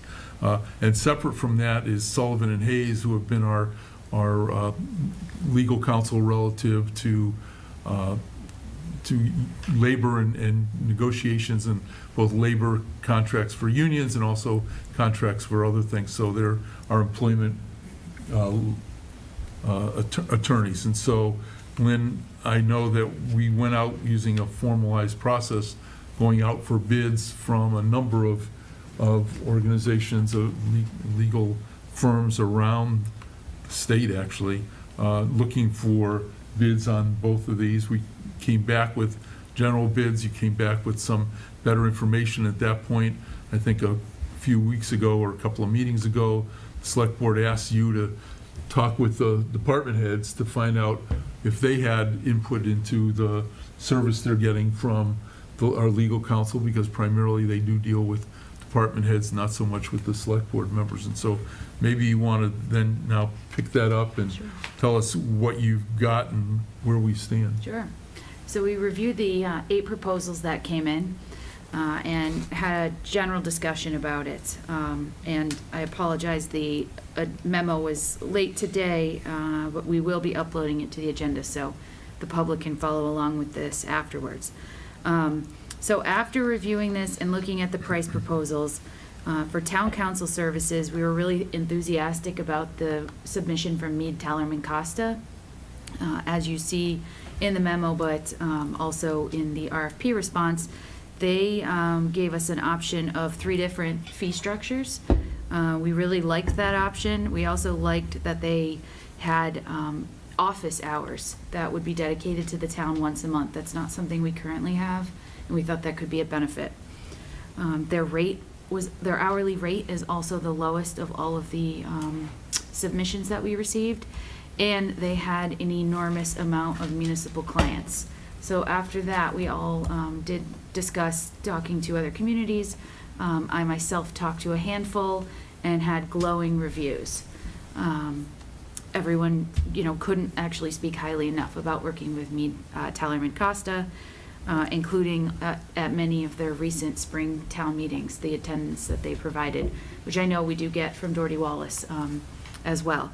But I did want to point out that they do have a breadth of municipal knowledge that we don't generally see out in this area right now.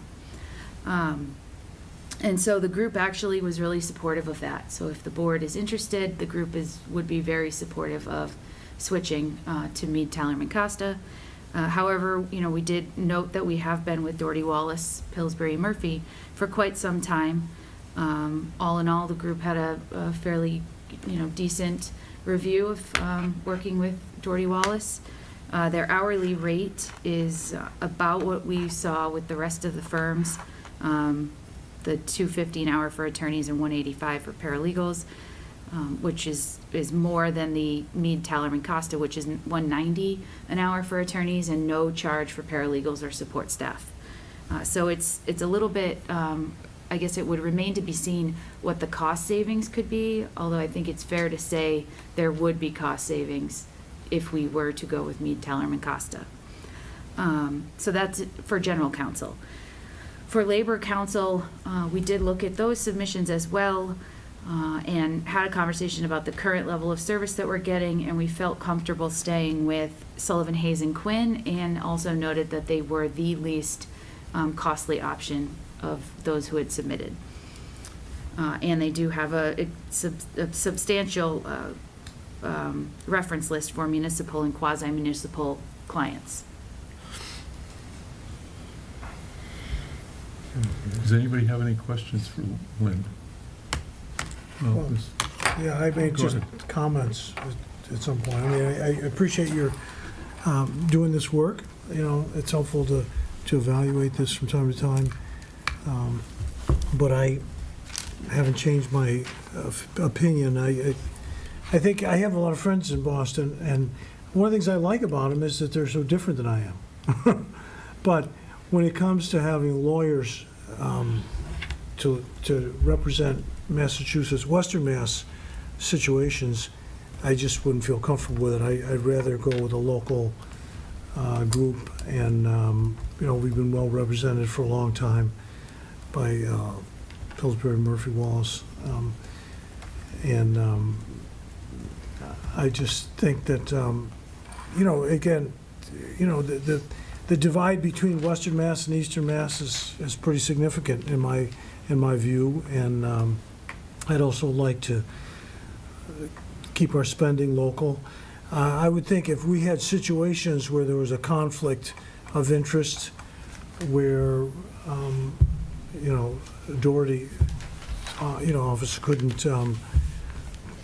serve us because they had a conflict because they were serving another community either, that perhaps we could use this practice As a backup, I don't know if that's an option at all. Would Meade, Tellerman, and Costa be able to fill in at times where we have a conflict of interest? You know, how that, is that something we could, because then we can get a feel for their lawyers and how they operate?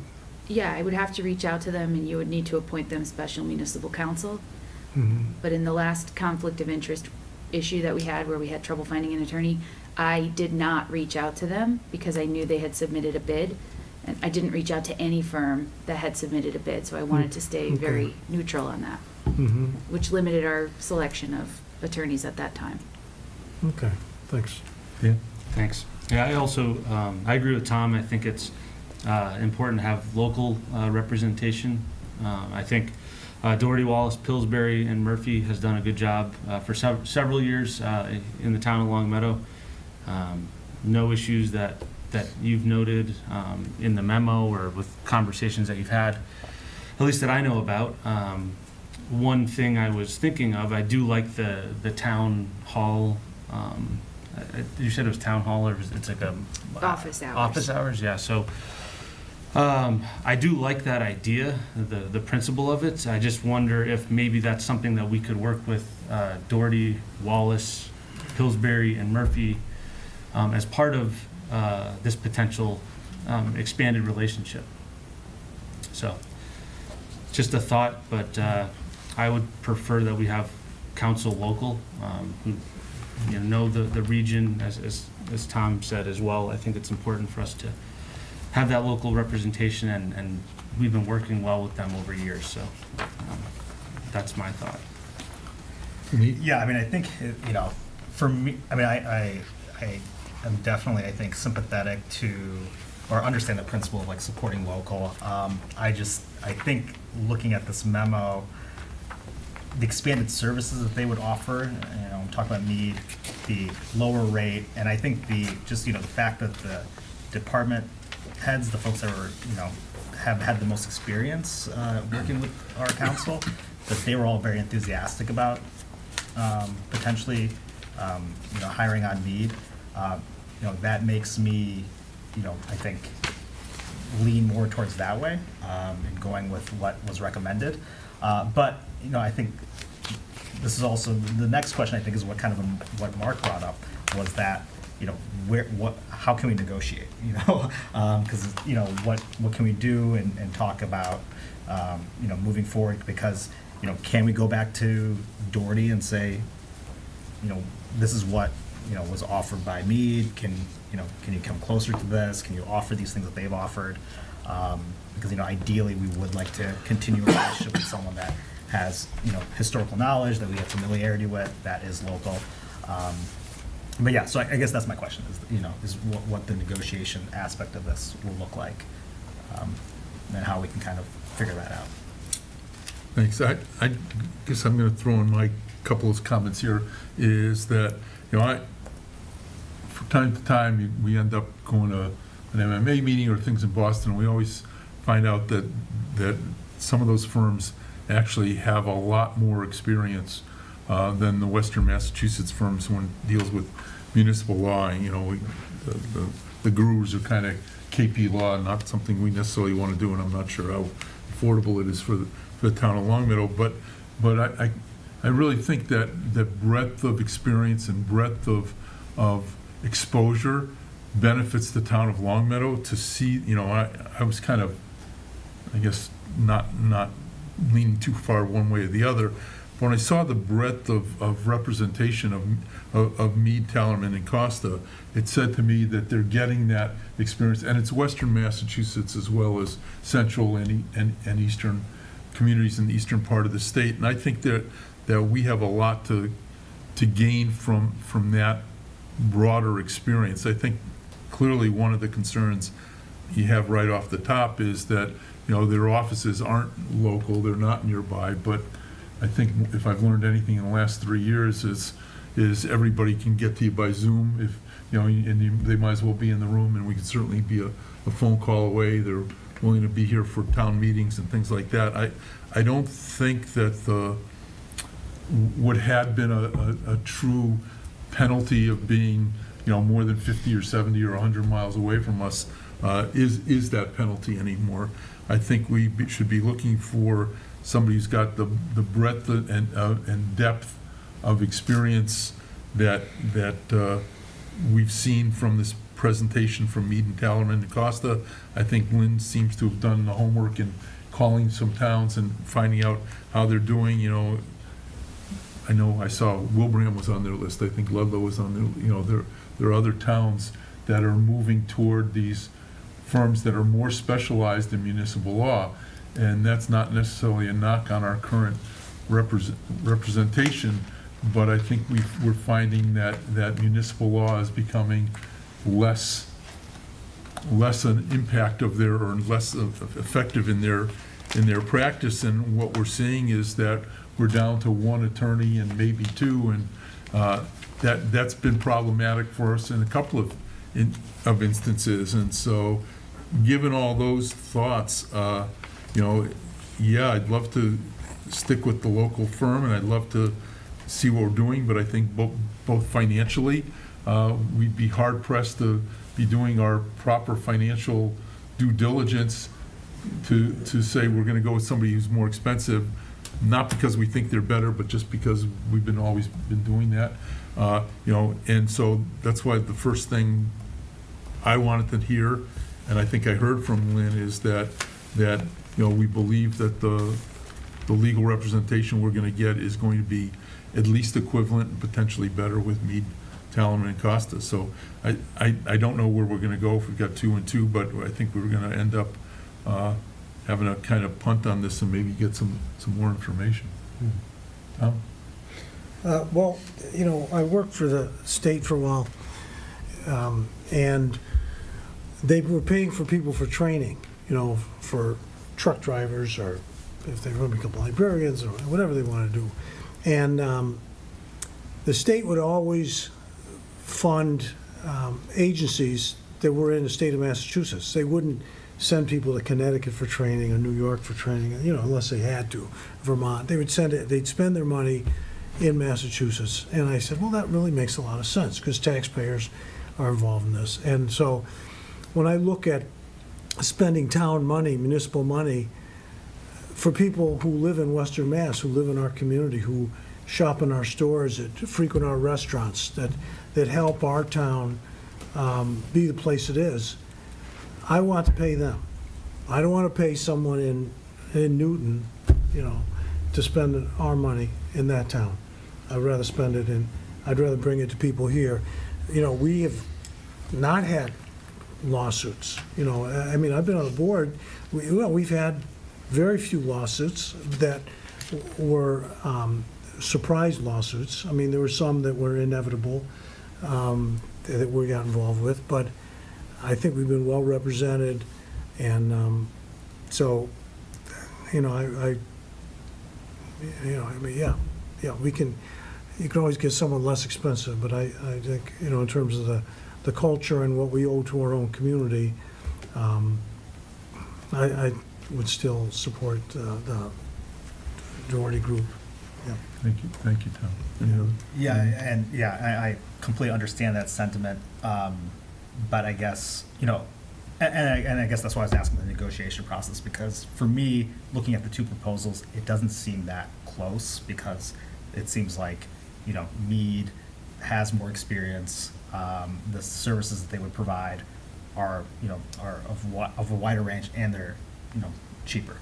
And so, if we're looking at all of that, I just, how do we weigh just that local preference almost, against all that? That kind of doesn't weigh out to me. So I guess with Josh kind of taking a step back here, I'm going to take some prerogatives here and say the issue is that this, normally there would be a motion. I move to, hire somebody, or and because legally our representation ends and we have to reappoint somebody, we need an appointment to a motion to appoint somebody, and if that motion is going to be 2-2, it's not going to pass. And so, and I'm kind of playing the counting tea leaves here, and so I don't really want to call a vote right now, because what's going to happen is we're going to end up appointing nobody, I believe. Maybe I'm wrong, maybe somebody's going to change their vote.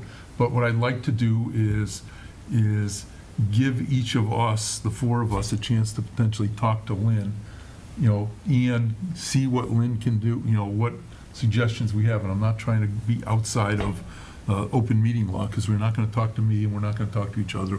We'll talk to the town manager and hopefully get Lynn to get clarity to any of the concerns or questions people may have, whether it's the distance, whether it's the communications, whether it's some of the things that Tom and Dan or Vineeth or I have suggested. Because right now, with the four people voting, unless somebody indicates that, okay, I'm going to move my vote, we're going to end up with no legal representation come July 1st.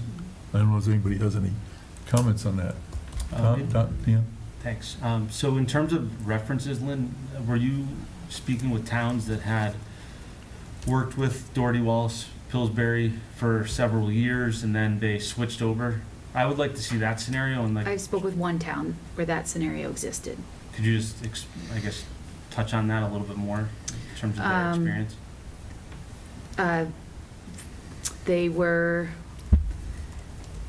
They were struggling with getting answers in a timely fashion. Were having a hard time seeing eye to eye on issues and having an understanding of what the actual issue was, and thought it was time to go out to bid, and they did, and interviewed the submissions and made the selection for Mead Tallerman, and said it was the best decision they made. That was the only community that I know of that was with Doherty Wallace that went to Mead Tallerman, because that narrows it pretty specifically. I guess my question is, how is the experience now working with them? They said it was the best decision they made.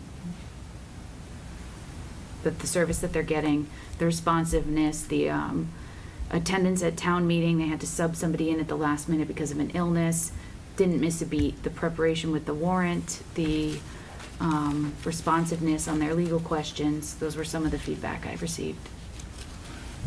I think, Lynn, one of the things that might help, and it will help me, but it might help the others on the select board, is to understand the depth of the municipal practice at these firms. Because if a firm has, one person part-time being the municipal attorney, and another firm says, well, we got, 6 people and that's all they do, that may make a difference to people. Because frankly, the town of Longmeadow isn't hiring, Joe Attorney. The town of Longmeadow is hiring a firm.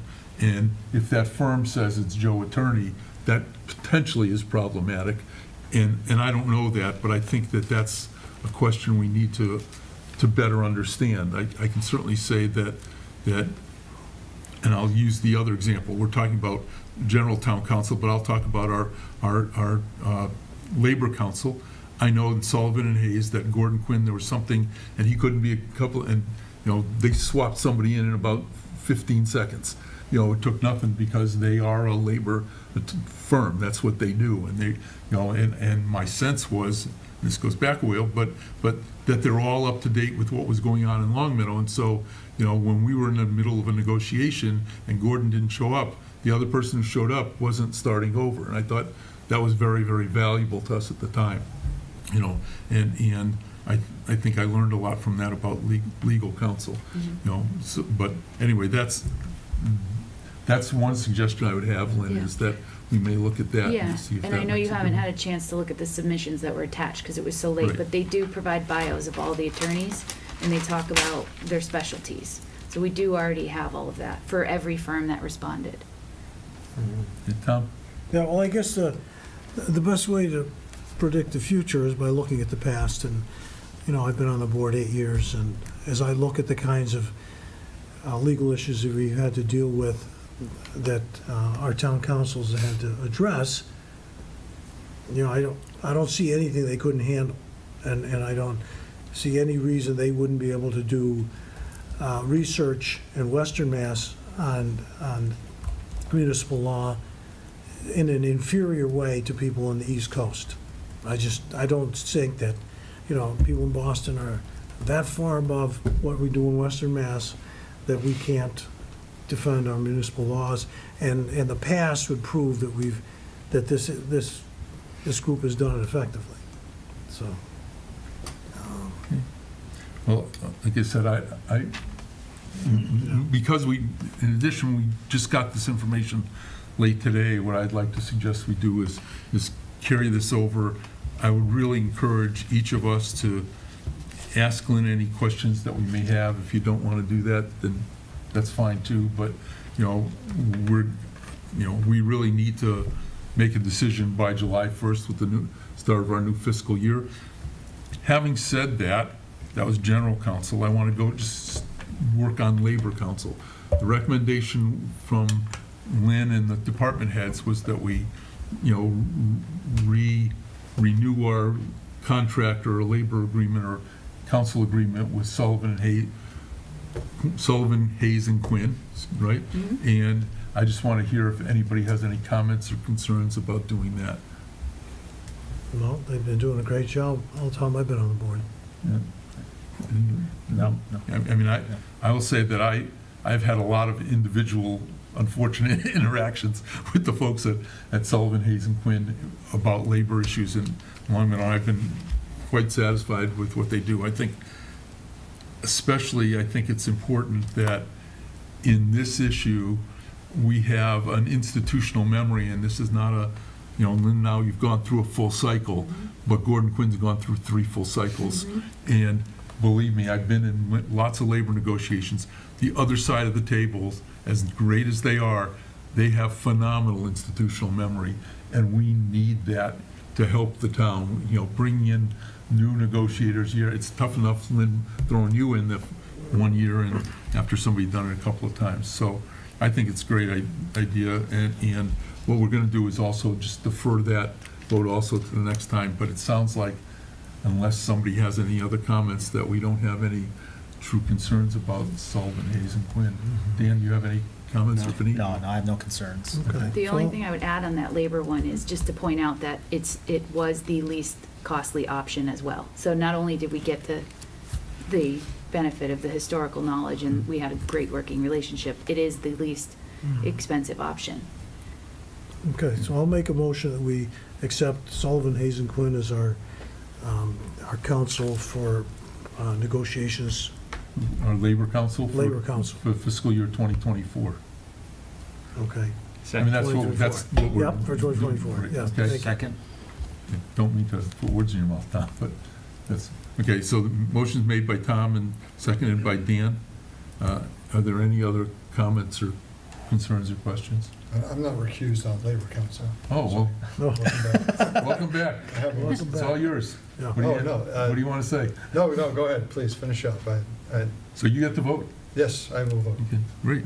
So any other comments or concerns about this issue? No? Okay, we actually, because we're all here, can do this by voice vote, so I'm going to call for a vote. All those in favor of appointing Sullivan, Hayes, and Quinn as Labor Council for fiscal year 2024, please signify by saying aye or raising your hand. Are there any opposed? The motion passes unanimously. Thank you. And we will take up the general counsel again at the next meeting. And then you can do your verification on what it means to recuse yourself. Right. Yeah, good point. Can we, sorry. Go ahead, Dan. Can we still go back to, for general counsel, can we still go back to both parties and talk to them and see maybe with, I don't want to suggest anything, but I have a feeling even if the rates were lower and they granted us an hourly, monthly opportunity to meet with them, I still don't know if the votes are there, but I'm just wondering if we can have that opportunity to speak with both parties. So Dan, one of the things, I know your question was to Lynn, but the question is, do we want anybody to come to give a presentation to the select board? I mean, I think that technically, and Lynn, probably know better than we do, we went through an RFP process. Chapter 30B, which is the process by which the state requires you to bid projects, bid jobs, bid contracts, it says you take the lowest qualified bidder. That's what it says, right? Now, I don't know what it says for legal fees Doesn't, because. it's exempt. Oh, so, You didn't have to do this. okay, so You labor. wanted to. Labor contracts are, or legal contracts are exempt Right. from 30, so we can bring people in here Mhm. to talk to them. Okay, I apologize, okay. So is that what you're thinking, yeah? I'm not opposed to it, I just didn't know if Lynn, if you could go directly to them, or if it would have to be from the board. I mean, this is my first time going through this It process. doesn't have to be from the board, if it's exempt from 30B. It's your appointment, so ultimately you have to make the appointment of council. I just need to know what you want me to ask them. So I guess that's probably a follow-up from individual Yeah, board I members. think so. Okay. Get answers to questions that you may particularly have. Fair enough, thank you. Okay, great. Thanks. Josh, Okay. back to you. And I am reading on mass.gov. I should leave the room, it looks like, next time. So when we vote, I will leave. That's so your facial expressions don't Yeah, unduly influence. right. That's what it says, so your Yeah. expressions don't unduly influence other people. I was trying not to give anybody any dirty looks. but- All right, so moving on to dog as nuisance complaint update. We asked council the opinion of whether we need to take action, as we discussed, and based on the reading of our bylaw, yes, we have to cause an investigation or do an investigation. So one thing we could do, if we want to accomplish it the way we discussed, where the first step is the Board of Selectmen or the town manager's office, I'm sorry, the town manager's office rather than us, we'll have to change our bylaw, because it does say we have to cause the investigation. So that's for the future. But we did cause an investigation, and Marty Lee met with the complainant and the dog owner and issued a report that's attached to the agenda. And so it sounds like Marty Lee is trying to get this resolved in an amicable way. And it also says that there was a new fence put in, which may fix the problem. It's only been a few weeks. So now the question is, our bylaw says we have to do what the statute says, and my reading of the statute is we have to have a public hearing and take testimony from the parties involved. So what I would suggest, given what we know from Marty Lee, can we ask, and Mike, I don't know if you've talked any more to Mr. Choi, can we ask if they want to withdraw the complaint, given where this has progressed to? And if not, then I think we need to schedule a hearing, just by what the statute says. Now, do they have to come in person, or can we just use this as evidence, this No, report? The statute says we have to swear them in and take testimony. Formal hearing. Yeah, it's very formal. Mark sent me the procedure for it from back, the last time this happened. And it's, where is it? We have to take an examination under oath of the complainant. So it's pretty formal. Yeah. It's a big deal. And we might even, we can dismiss the complaint at that point. We can say the dog's a nuisance. We're not going to say the dog's dangerous. We can't under the statute. But if where we're at, I think if we can ask, and if not, then we have to schedule a hearing. I'm not done, I just, Oh, go ahead, Tom. but I think that doing that, takes some time, I think we could have better spent than listening to this complaint, but it would also sort of remind the public that they need to take care of their animals, and that if they don't, that they could end up before this board, and that might do a lot of good. Well, this is there's two parties. We'd have to make a factual determination because we're going to hear. Yeah. That's a big responsibility, and we also don't want it to ever be abused. Not to say that this is what's happening here, but we don't want us to be hearing these a lot because that's a lot. It's a lot of work. Yeah. Go ahead, Mark. So what we have here and what was included in the packet is a report from, it says Long Meadow Police Department, but I believe it's the Animal Control Officer, correct? It's a civilian statement to the police, it looks like, yeah. The reporting officer is civilian Marty Lee Caramonte. Okay, and, this document is, I don't know if it's the end all of the investigation or if it's the initial part of the investigation, but I would like to think that this has been or could be shared with both parties, because this is what we will have, plus the sworn testimony of Marty Lee Caramonte to this fact. And somebody looking at this may say, boy, this does not put my side in a very good view, and I'm likely to lose this hearing. And so hopefully they will see, gee, it's because of what this is, it doesn't put one side or the other in a good hearing. They will either say, well, I'm not in good hearing, I'm going to withdraw it, or I'm not in good stead and I'm going to do something about my pet. And in that way, the complaint gets withdrawn and we, get to move on, because, either that or we're going to have to go and do more in-depth investigation and saying, well, we don't know that this is the total of the this is a one-time speaking to both people, as opposed to, an independent went out there and listened and walked by and all that kind of stuff. So I think, and this is something we'll have to double check, but I think we can change our bylaw to say this happens without it coming to us to cause that. Right. And then if the complaint stays on, then we do the public hearing, then the statute kicks in. So I think that's what we should do, but in the future. But in this case, we have to, if the complaint is, if he continues with the complaint, we have to do the hearing. That's Yeah. fine, I'm just saying that, Oh, no, I think you're right. And then- somebody, there are two parties, they're both gonna read this, and they're gonna understand that somebody's gonna, we can't split the baby here. We're gonna rule on one side or the other. Right.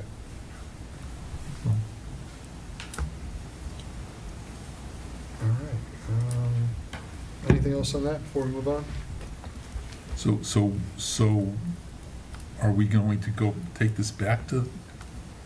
Well, I'm gonna reach out to Yeah, him. Mike's gonna say, do you want to continue on with your complaint? If yes, then we have to schedule it for, probably whenever, June 26th, yeah. And can I just request that, Mike, since this is now a public document, that you make sure that they've seen it? Okay. Next up, we have the Hampden County Retirement Board cost of living 5% adjustment. This is just an update. This is after some discussions. I talked with Mark and I talked with Lynn about this. Carl, and I'm not remembering his last name, who sent us Schmaltzy, who sent us the letter requesting this adjustment, or requesting that we consider it. We're planning to invite him to the next meeting, and at which point I think we have a good precedent of when somebody's appearing, instead of getting peppered with questions from 5 people, we send the questions in advance. So I put this on the agenda today. I thought it'd be a good idea to, if we have questions or topics we want him to cover, you can send it to me or to Mike, and we'll collect that and send it to Carl in advance of the hearing, in advance of the meeting, so he knows, so he can speak knowledgeably about things, but also so he's not waylaid, and then we also have time to get our thoughts in order before that. Anybody have anything on that? Josh, Go ahead. so Mr. Schmaltzy will be here to speak with us, or is this going to be? He's coming, he might be virtual. I made the formal request to him today Okay. for June 26th. I believe it's going to be in person, but I know he had some conflict, but I thought that might have been our meeting before we changed the meeting date. So he either will be here or be on Zoom, but you asked him to come in person. And he said, the letter we got originally said June 23rd as the deadline, and he said that was his deadline. So it's okay if we Yep. meet after that. All right, move on to new business. We have ambulance rate reviews, and Chief Dearborn. Thank you for waiting, as always, and thank you for coming in. Good evening, everybody. Evening. Good evening. So actually, I have 3 points of business with you tonight. Ambulance rates, emergency service rates, and then myself and Mr. Presturzik will review the ambulance policy. So I'm not sure what order you had them in, Mike, but I'll start off with the ambulance rates. Yeah. They have it in the package? Yeah, ambulance rates and then I had cost recovery. Okay. So in your package, annually, I do give you kind of a snapshot of where we're at as far as the ambulance service. Everything's still going fairly well. We still have a very high collection rate at 93.31% of our collectible services. Talk a little bit about some of the challenges we're facing. Obviously, staffing continues to be a challenge. Business is good, though. Since last year, we've seen about a 14% increase, and that's actually a 10% increase over our 2019 numbers, which I consider to be the last real data set pre-COVID. So we are certainly seeing our need for services increase. Some good news to that is this week we went over $1 million for revenue. So if we go back to 2015, we were about the $560,000 a year range, and we're over $1 million a year in collectible revenue now. We've actually collected over $1 million. We should be right about 1.1 and change by the end of the fiscal year. So we're definitely paying the bills. Our projection for this year was $880,000. So due to collecting that amount of money, we will end up putting $200,000+ in the EMS savings account, which goes towards new ambulances and major equipment. So as we went through the warrant process, we had ambulance in there. So this will be the first of 3 payments before we actually receive that ambulance. So unless something completely goes off the rails, we'll have to be very adequately funded for the next ambulance. So really, if there's any specific questions, the nuts and bolts of it are that recommend a 3% increase over last year. I do that through a cost analysis for the department. I call it the Marie Angelides formula. And basically what it is if we eliminate EMS services altogether from the fire department, how much money would that save? So we take that, we use that as our annual costing. So we look at that, what we need to do based on what we project our calls, which we were under for this year. Or the call volume was, our projection was under, our call volume was 14% higher. And then we actually compare it to regional rates because we want to have our rates defendable. So the rates I'm proposing for this year keep us somewhere around the middle. There are some towns that charge very little. Some towns are, very much higher than us. So it keeps us right in the middle. Doesn't put too much of a burden on our community. I know just for the benefit for you folks. So when we have folks on Medicaid and Medicare, what they pay is actually capped. So just so everybody understands that. So if we have an elderly person that's on Medicaid, you see these rates that Medicaid, it's on the second page, we can only bill them that much. So they're not seeing the whole rate. If they have a copay, if they have insurance for that, they'll pay that. This is primarily fully insured patrons that they'll pay these rates. So that makes sense to you. Do you find when the rates go up, are you anticipating it affecting your collectability at all? So we're at 94% in 2019, and we're at 93. 93.31. 0.31, yeah. So we did see a downturn a little bit during COVID. Not really sure why, to be honest with you. But we're right back to that 2019 collect. We're 1% off. So we don't really see that impact. And we really haven't seen our amount of write-offs increase. Every month we get a certain amount of they're just not collectible. People that are uninsured.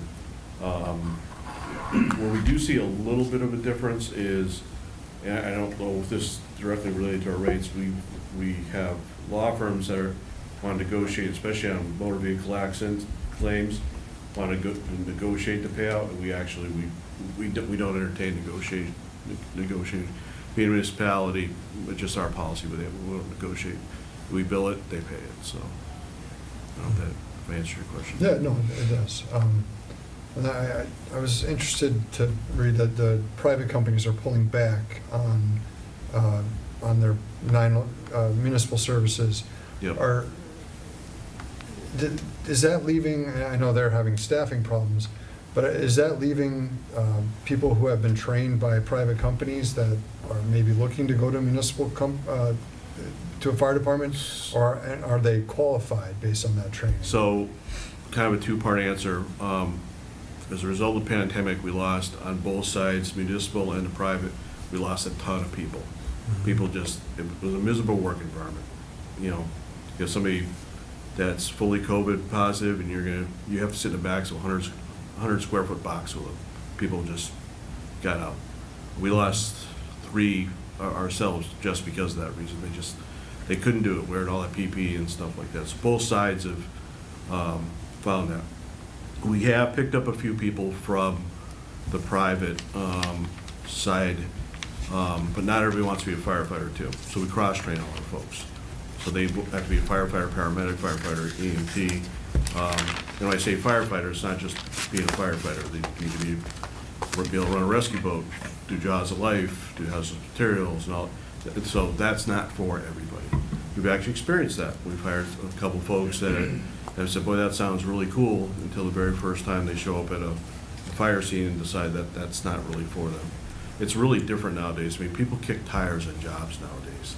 I've never seen it before. I mean, when I a long time ago, when I took the test for Long Meadow, I was one of 138 people that sat for our exam in town here. Wow. And 3 of us got hired. That's when we started the ambulance service. Now 12 resumes, I'm like, woohoo, that's a good number. And to find, I have a vacancy right now. I have 20-something resumes on my desk, and I'll interview some of them, but I couldn't pick one out, to be honest with you. So it's really, really difficult. I feel like we're starting to catch up. The paramedic, we have good relationships with all the paramedic programs. There's 3 in the area. We recruit through them. So we have picked up some really good people from that. But we've also picked up some people that have come back to the area from out of state. We just hired somebody out of Fairfax, Virginia. We hired another person out of Florida. These are fully trained people. So they see Long Meadow as an opportunity. One person, his family lives in town here, so he wanted to come home. So but filling positions and retaining people is super tough. Go ahead, Tom. So, the folks who are riding the ambulance, from time to time, they must have some very difficult situations. And, you look at the rate and you say, okay, that puts money in the coffers and so forth. And is part of that used to help people deal with, like, exposure to trauma or vicarious traumatization and all Yep, that so stuff? we have what we call curriculum incident stress management program with the fire department.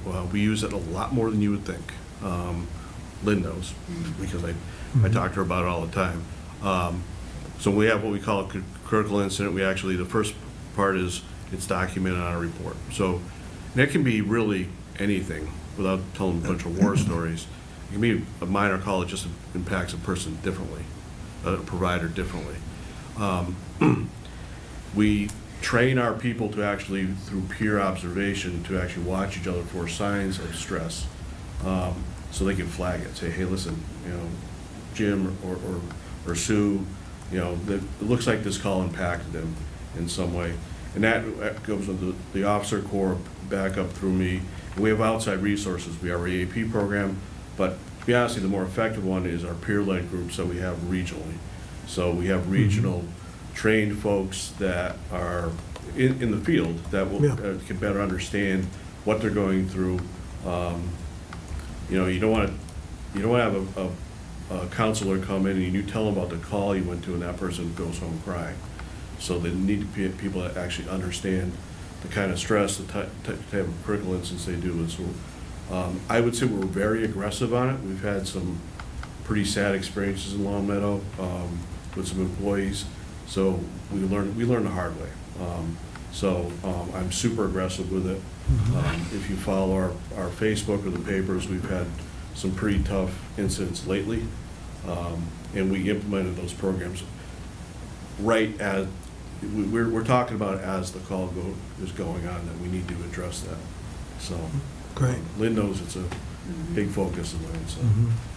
Yeah, it's great. Thanks, and pleasure taking care of the people who are Well, doing my that goal work. is that when I hire them, that somebody's gonna take them home whole and happy at the end of their 33 years, like I did with my deputy last week, so. So, but I'll need a motion from you guys. Unless you have more Any other questions. questions on the ambulance rates? Nice transition. No, I'll make a motion that we accept the EMS rates for fiscal year 2024 as outlined in the memo of May 22nd from Chief Dearborn. I'll second. All right, any further discussion? I actually did have one question. So as I'm sitting here, I'm just seeing, well, for years, right, we I don't know about years, but as of late, we've made, I guess there's been extra funds due to ambulance, like leveraging the ambulance services. And I'm just wondering, I haven't done the research, obviously, but if we were to have another ambulance, would we find ourselves having more revenue? I mean, we have to staff it, of course, but I'm just trying to, is there a fine line where Yep. it becomes too much? So currently, we have 3 ambulances. We staff one 100% of the time. We staff the second one.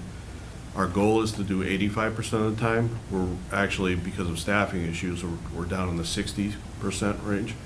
But we have enough business for 2 all day long. There are, unfortunately, because of the lack of mutual aid in the area, we do have to put the 3rd ambulance. So when I say mutual aid, private services really can't provide us any assistance. So we rely on East Long Meadow, Agawam, and Enfield more and more.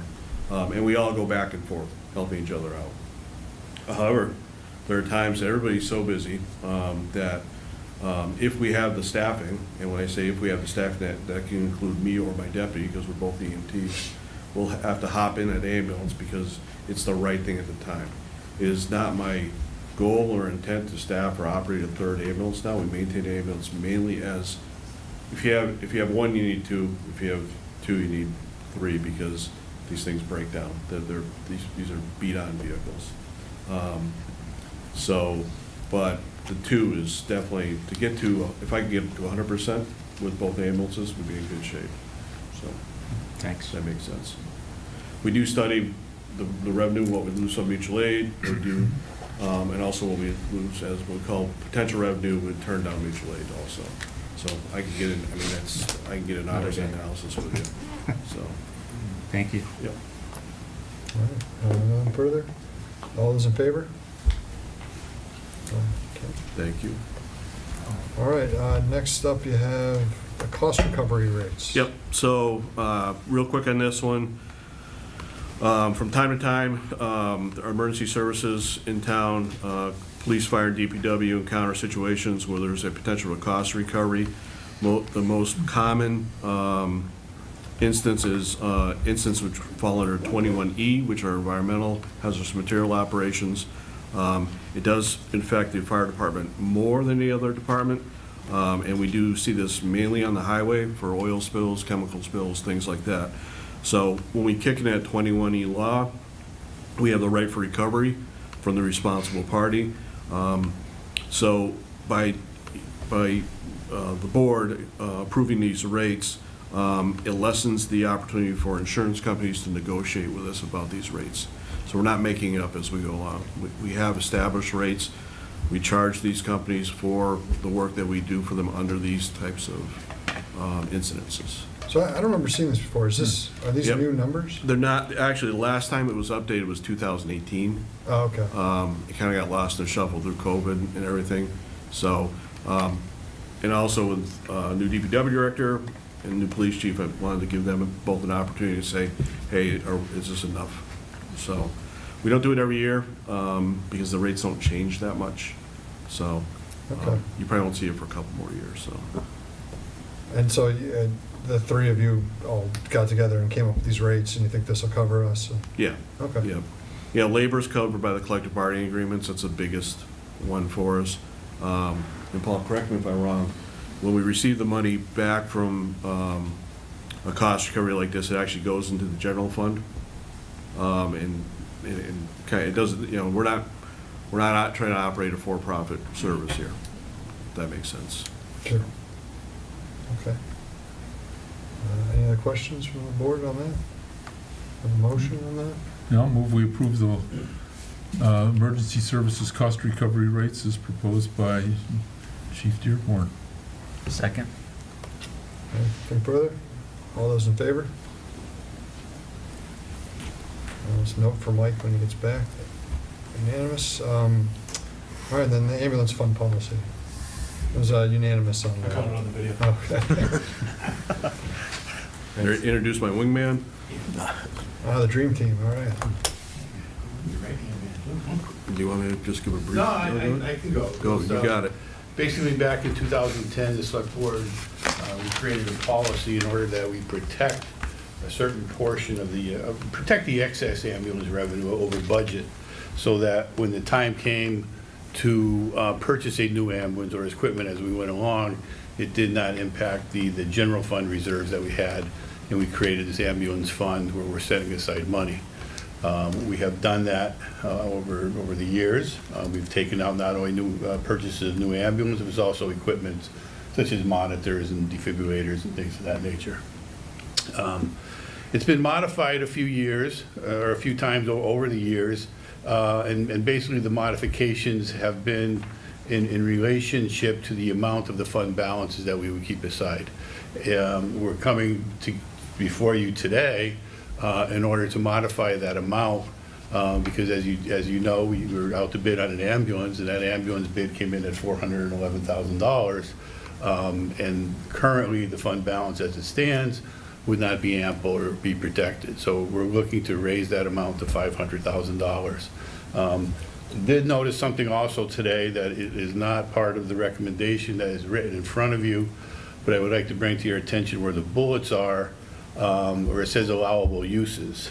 The first bullet says, upon appropriate vote of town meeting, the ambulance fund may be used for, it says, basically the first one is to purchase a replacement ambulance, all the related equipment.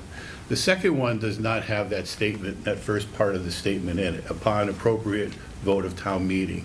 I would like to insert that also as part of the amendments, so that the second bullet would read, and we're not changing any of the meaning of the bullet, but it would say, upon appropriate vote of town meeting, the ambulance fund may be used to pay for direct and indirect cost of employment and training ambulance staff, and for the necessary overhead expenses associated with operating the ambulance services.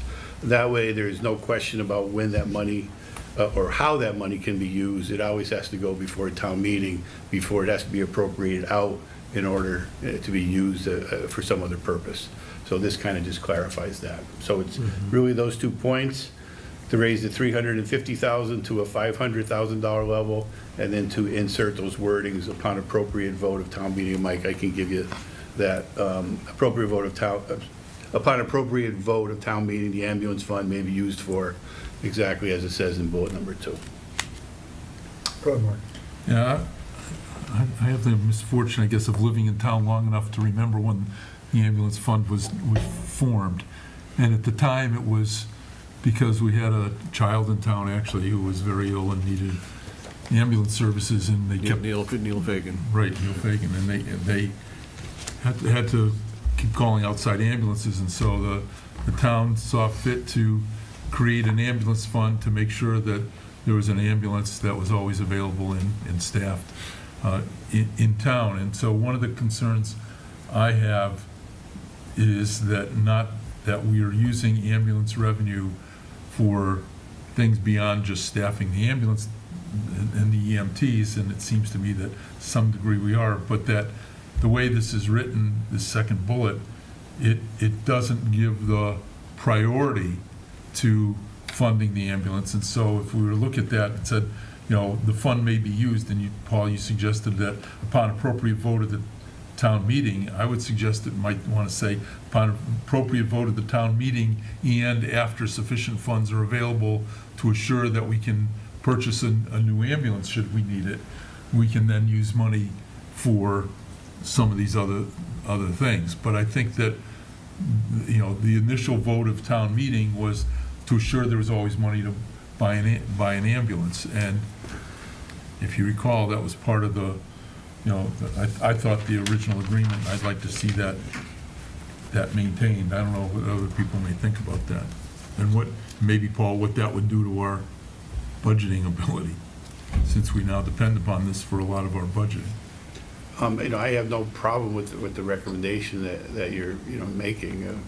You know, it's, you know, I don't think, I mean, there is a budget that has to take care of the services for EMTs and those related costs. At certain points in time, Mark, I don't know if you may recall, during the budget process, when we added a firefighter, they were specifically to be paid for out of the ambulance, because that's where a lot of the services were. So that's how that budget mainly grew, that we have annually for what we set aside within our local estimated receipts annually. What I always try to do, and I would certainly pass it along to, you know, anyone who takes the chair after I leave, is to always make sure that you are budgeting or leaving enough excess ambulance revenue aside so that, working with the chief, that when you have a projection of when a new ambulance needs to become, or when a new ambulance is going to be purchased, that you actually have funds available within that ambulance fund. And you may also recall we had to borrow 1 year from the general fund, but they paid us back, as according to the agreement, over a 2-year period. But that's kind of one of the reasons why, though, we do have to take some of those ambulance funds and use it for budgetary purposes for direct cost of employment and training of those personnel. So, and Paul, I appreciate that, and I agree with you, and I understand we don't buy an ambulance every year. So the day after we buy a new ambulance, we can't say nothing happens until we get another $500,000 in there. I think that, we have to say that we're on track to have enough money in there when the next ambulance becomes payable. Right. And I think that's the wording that I'd like to see. That's fine, yeah. And I don't know if I'm being clear to everybody here, but That makes sense. but I think, and I don't know what the exact wording would be, but, because again, it needs to be on track to be able to buy a new ambulance. The worst thing we can do is, and of course, the real problem is going to be if that ambulance ever gets T-boned by somebody else, and Only they're insured. you know, but 23 months later, you're going to get another ambulance. So anyway, Does this, the new policy, does this play nice with the warrant article we had on issuing the bond? Does that affect this at all? Or? No, it will really have no effect. I mean, that bond has been issued. That's not going to change in any which way, shape, or form. This is more of a protection of a higher level of money because of the rise in the cost of a new ambulance, basically. Okay. Paul's just putting more money in my ATM account. Yeah, unfortunately, you know, the cost for this business is expensive and getting more expensive, so. the ambulances are amazing, $500,000. Yeah. So Josh, I'll make a motion to approve change the ambulance fund, but the 3 changes would be that the not allowed uses, we changed $350,000 in 2 instances to $500,000 as recommended, and the second bullet of allowed usages of funds, we would say, upon appropriate vote of the town meeting, and with the assurance that the fund is on track to be fully funded to pay for a new ambulance when necessary, the fund may be used to pay for direct and indirect costs. So those 2 clauses would be in there. I mean, definitely, the idea of that, I think, is right. It's a subjective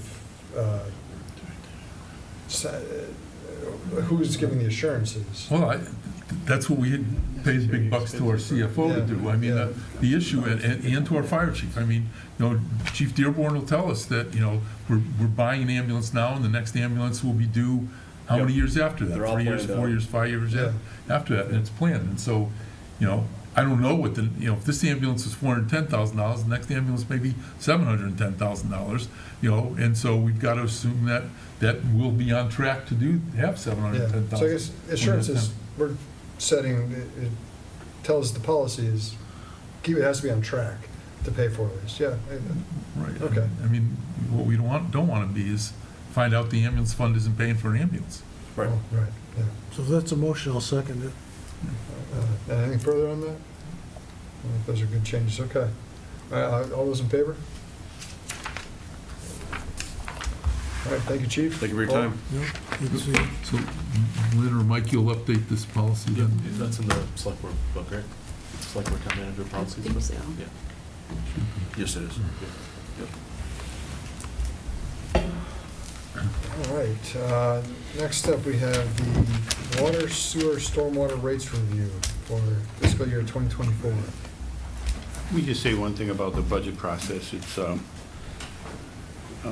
appreciate the accolades, but, town manager, you folks really set the tone for the whole budget process. I do a lot of the crunching of the numbers. I'll make the easy decisions behind the scenes, but, the tough decisions are made over there with the town manager, any previous town manager, and then you guys have the final say if there's anything else beyond that. So my job is just really crunching the numbers, so there's no miracles behind there, no proprietary stuff either, so you're all set. But you still have the spreadsheets, though. Still have the spreadsheets, and I'm sure people have copies of them if they go back into their, into the archives of their email. I do. Yes, I'm sure. Anyway, I don't know, Mike, if you can call up the water rate. I put together the calculations for the water, sewer, and stormwater rates. And again, these are simple, in my mind, they're simple spreadsheets, simple mathematical equations that can be modified if there's some disagreement that, the water and sewer commissioners have with certain numbers that I'm using. Some of the numbers are straight out of town meeting. There's really, there's no argument about those. I mean, probably the biggest argument is, if you see that the rates are too high, do you want to use some of the fund balance? Or maybe you disagree with the estimated usage that we have. I did work closely with Lisa Oxkin down at the DPW. She may even be on the Zoom. She was planning on being in the background. If there's any detailed information that's needed, she may have it at her fingertips. I'm not quite sure if she's there or not, but anyway, looking at the FY '24, what do we have? The water rates. Which was labeled FY23, Paul, in the... Yes, I noticed that.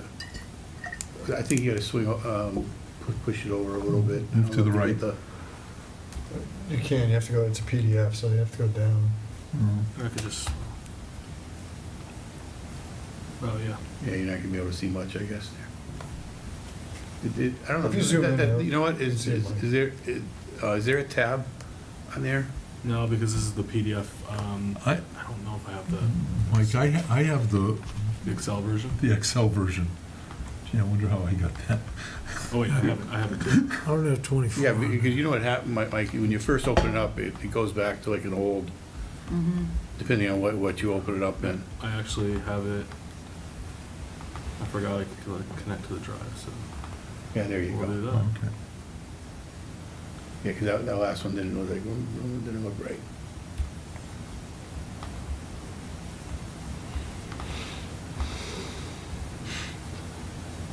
It's uncharted territory, Mike, I'm getting nervous. What? Open a new program on Zoom. I know.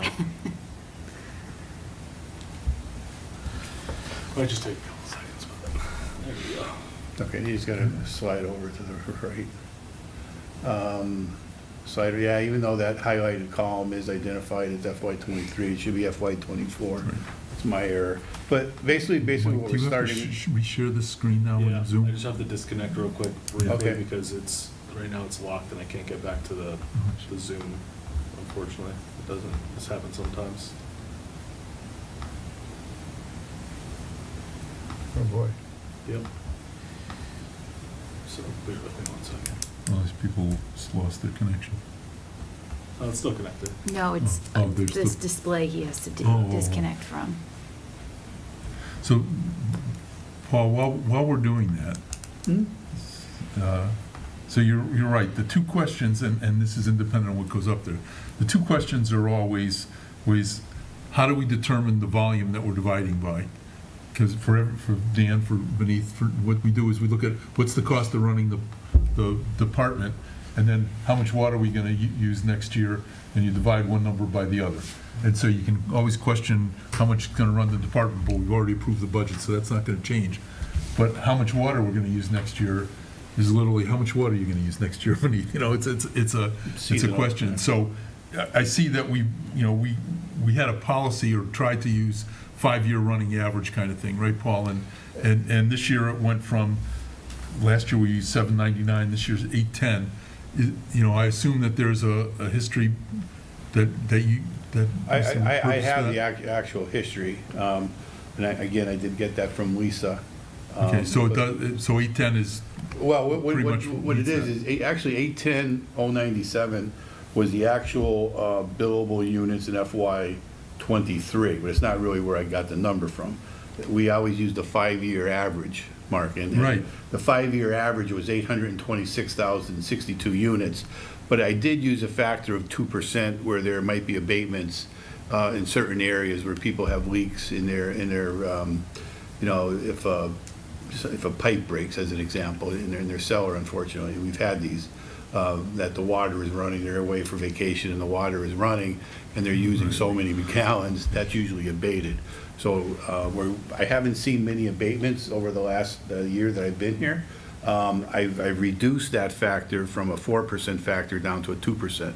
So if we multiply the 5-year average of 826,000 by 0.98, it comes basically back to that 810. And Mike, if you scroll down a little, Paul's got that at the bottom of the spreadsheet. Yeah. You scroll down a couple there, right there. Yep. Yeah. So that's where you've got the 826 down to 810. 810. So like I said, they just, the actual, like I said, the actual amount utilized in '23, it happens to be a near identical number. But basically, we start off with just utilizing the budget that was passed at the annual town meeting back in May. From that, there are some ancillary revenues that come into the Water Enterprise Fund. We have a base distribution charge that we're collecting about $115,000 annually. The interest that is collected in that account, I have increased it, where in FY '23 it was estimated to be $15,000. Because of the increase in the rates, I've put that up to $35,000. That would be the anticipated amount for FY '24. And then based upon history and what we have in FY '23, the actual amount, we estimated $105,000 coming in some other ancillary accounts, or some other ancillary services, connections. They're doing meter reading for closings and things like that at the last minute. Those types of other ancillary services. I've increased those amounts from $105,000 to $125,000. So in total, the ancillary revenues that come in are about $275,000. If I subtract that from the budget of $3.3 million, we basically have the amount that needs to be raised in rates is $3,049,712. And again, if we divide the math, the 810 into that $349,000, we came up with a rate of $3.77 per 100 cubic feet, which is our unit of measure. That amount happens to be 2.45% over the FY '23 rate. Very reasonable rate increase, especially when you read about what Springfield is doing and other surrounding communities. I read what East Long Meadow was doing, and they had some big rates. Even though it said a 3% increase, I didn't understand the math if you look at the numbers, but that's beside the point. I imagine that the amounts that they increased it were substantial. I thought they were closer to 10%. But anyway, have a recommendation to go to 3.77 per unit. which is a 2.45% increase. And again, all mathematical. If you folks, again, think it's too high, we do have reserves that we could put into that, which would drop it down. Every 100,000, basically every $100,000 that you use out of reserves would drop it about 12 cents. What's our reserve at, currently? The reserve currently in the water is 452,000. I'm anticipating that it will go up to about $600,000 at the end of FY23 once we close out everything.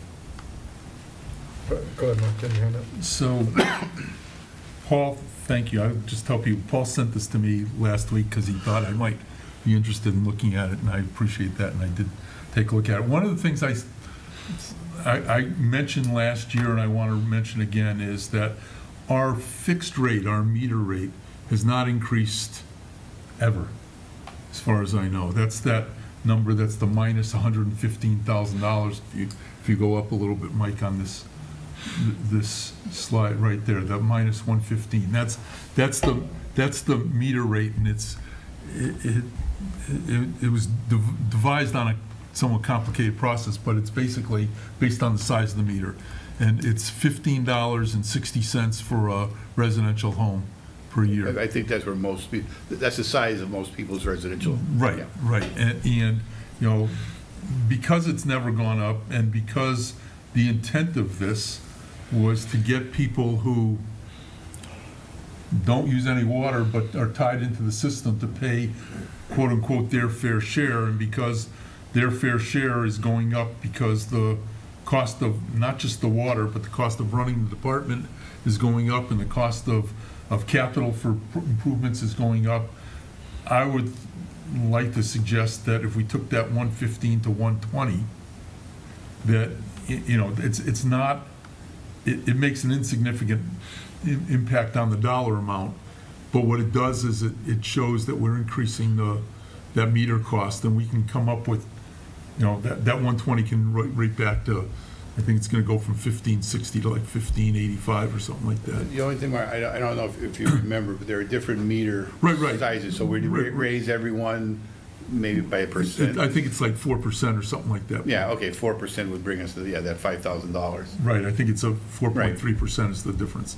But to me, that becomes equitable. Yeah, people who have, most homes have, it's a 3/4 inch meter, half inch or 3/4 inch meter, but there's some businesses that have 4-inch meters, and they pay more per their meter charge because it's based on the cross-sectional area of the meters, the way we did it, which is how they tie into it. So that's one suggestion I would like to have people consider. The other is that if we move to 577, which is Paul's estimate at the end of the year, that's a little bit higher than our target of $500,000 for a goal for the sewer retained earnings funds, and that would also allow us to adjust that a little bit. And so we take that zero that's there under line 24, I guess, in retained earnings, and we turn that into minus 50,000. And if you make both of those changes, you're essentially. Mike, do you want to put those in? We're at 115 on road 21. Make minus 120. Yeah, minus 120.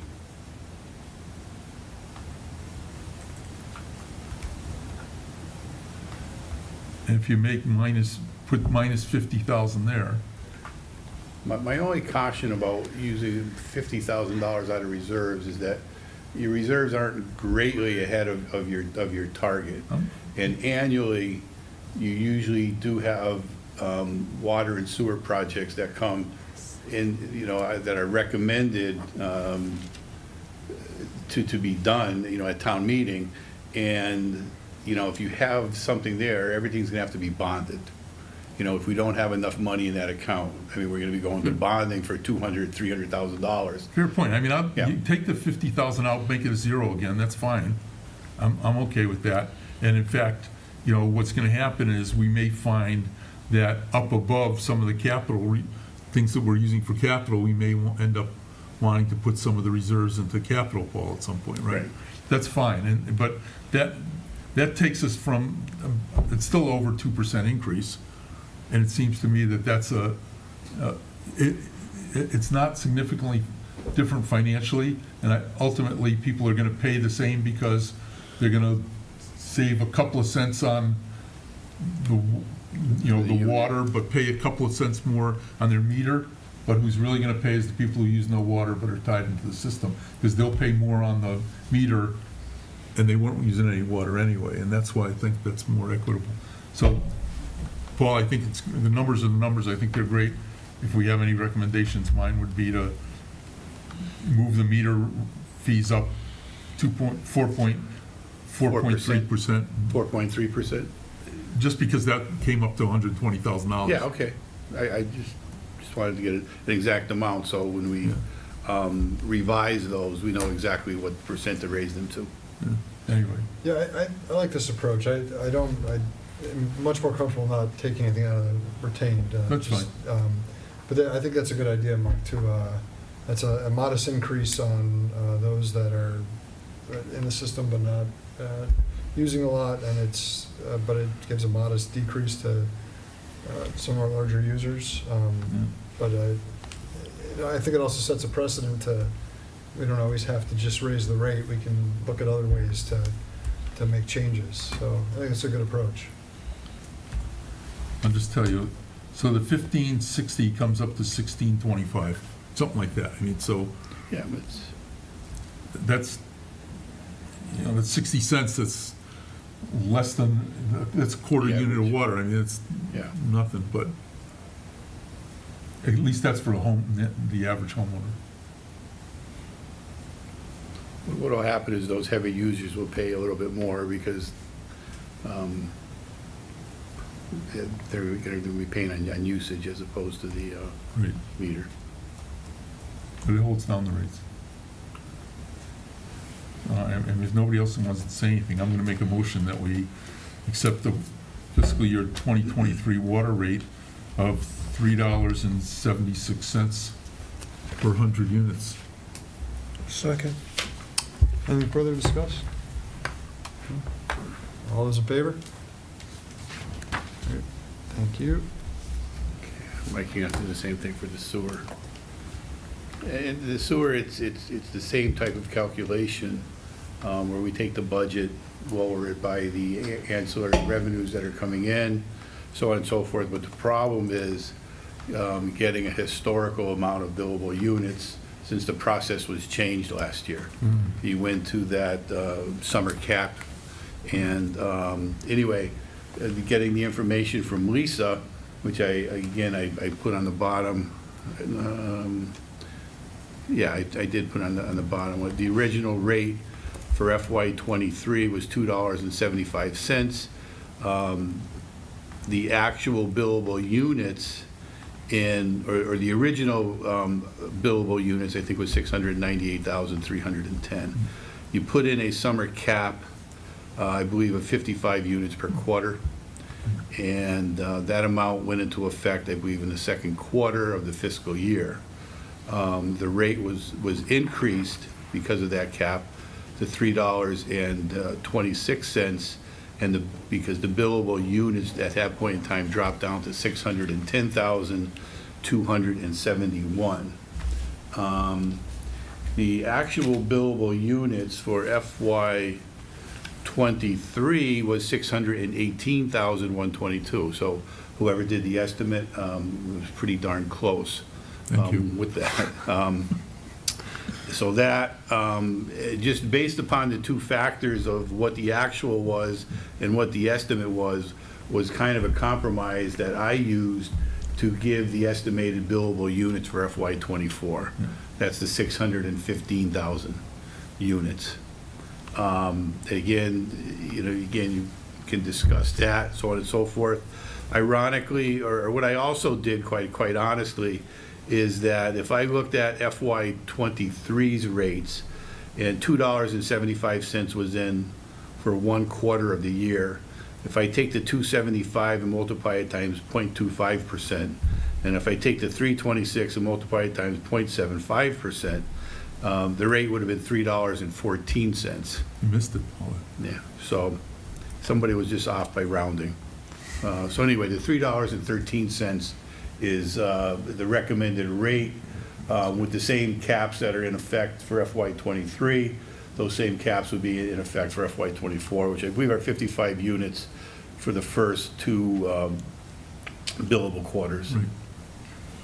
I had also increased the rate, or I should say the revenue, for the interest in this particular case because of the rise of the interest rates, and there's a little more coming in than anticipated from other ancillary water type of services. Here, go ahead. So, Paul, I think, this is the first full year that we'll be doing something. I think we gotta stick with the numbers we've got. I think it looks really good. The only concern I have is that the sewer retained earnings, certainly didn't drop last year, which is surprising. And I'm just wondering, and again, we don't want to use retained earnings to lower the rate.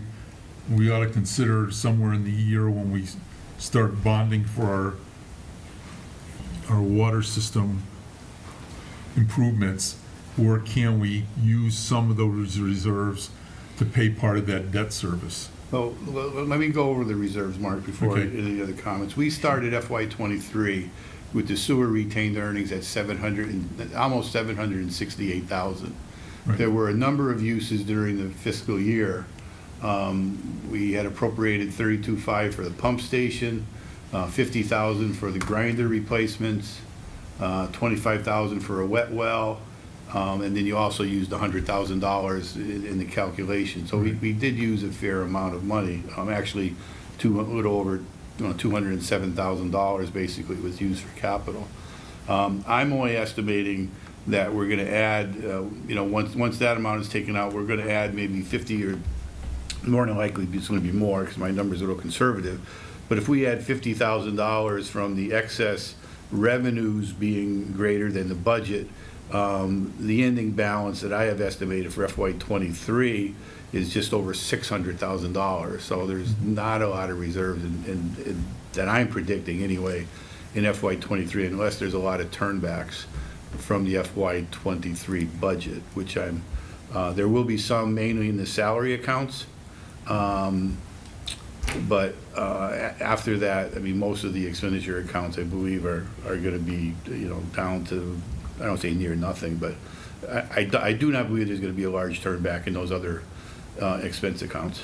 So Paul, at what point should you come back to us and say, we need to raise the target balances for our water and sewer retained earnings funds?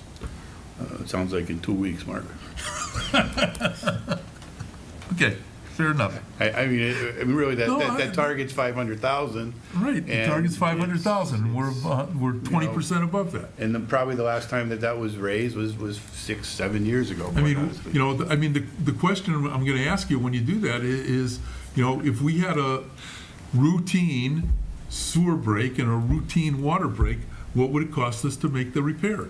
And if the answer is $400,000, $500,000 doesn't do it. If the answer is $30,000, $500,000 is tons. Well, yeah, I don't think emergency repairs I are know going it's to be not that that high, much, no. but when you have enough emergency repairs that in 2 and 3 years, you say, we got to, clean out this whole road, Right. I think if it's Ellington or Farmington, was $750,000 to do that length right there, so that No, one but- we But have that to we be bond. borrowed. I'm just saying that if we had a major water main Yeah, break you're talking somewhere. a couple $100,000 potentially Right, that so, has to be okay, done. that's fine. It can, and there's other equipment being paid for out of there too. I mean, historically, we've taken 25% out of some of the equipment that's used out in the DPW, Right. whether it's a backhoe or a certain type of dump truck or something to that nature. So just for my curiosity and people listening, the sewer returned, or sewer retained earnings, what kind of infrastructure does that cover? Is that only anything below ground, or is that, are we talking about like the catch basins or the collapsing It's not streets? storm sewers. It's not storm sewers, yeah. This is sanitary sewers only. Yeah, so it's all. And the retained earnings is to. That North Interceptor project, that was in my town manager report, that Okay, that kind of work. The sewer pump station on Emerson. So the that. stuff that keeps it flowing underground? Yep. Okay, Yeah. Some of it's above ground, yeah. well. But yeah, and just to add, DPW is currently closing in on finishing the water asset management plan.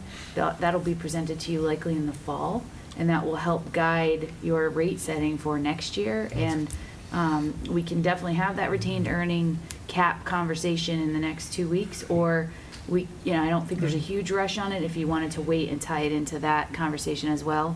But similar to what you've had come in front of you with the ambulance, things are just costing more. So 500,000 doesn't go anywhere like it did 6 years ago. Judging by that report from, 20 years ago, that this water Yep. asset report's going to want us to raise that. Yep. Yeah, That fund you'd be, down.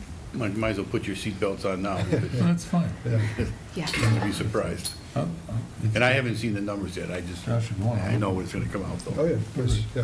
I'll make a motion, we set the sewer rate at $3.13. I second. Any further? All those in favor? Okay, the stormwater, I think the stormwater should be an easier one, I think. Now, Paul, just a quick question. Yeah. Does the sewer rate have to be set again with the, 55 unit? Because we used to set it with the 220 cap. Right, So we probably should change the motion. Well, I think the fact that you have something in place, if you don't change the vote, what you have in place is gonna remain going forward. So I believe you have the 55 cap Okay. for the first 2 quarters, and then after that, I don't know if there's a cap, but And then all you're that still- would you're okay remain, with that, then? all that would remain as is. Okay, that's fine. I don't want to reprogram units. No, I just didn't want to know if the motion needed to include the 55 Yeah. cap and 2 quarters or not, and if it doesn't, that's fine. The position As that long I've as always that's had, Mark, understood. was because those were voted, I don't want to say in perpetuity, but, they're Until they voted until change they're the vote. changed, Yeah, that's okay. how they're going to remain. Okay, that's fine. The stormwater fee works a slight different way is because the stormwater fees do not cover, at this point in time, 100% of the budgetary requirements.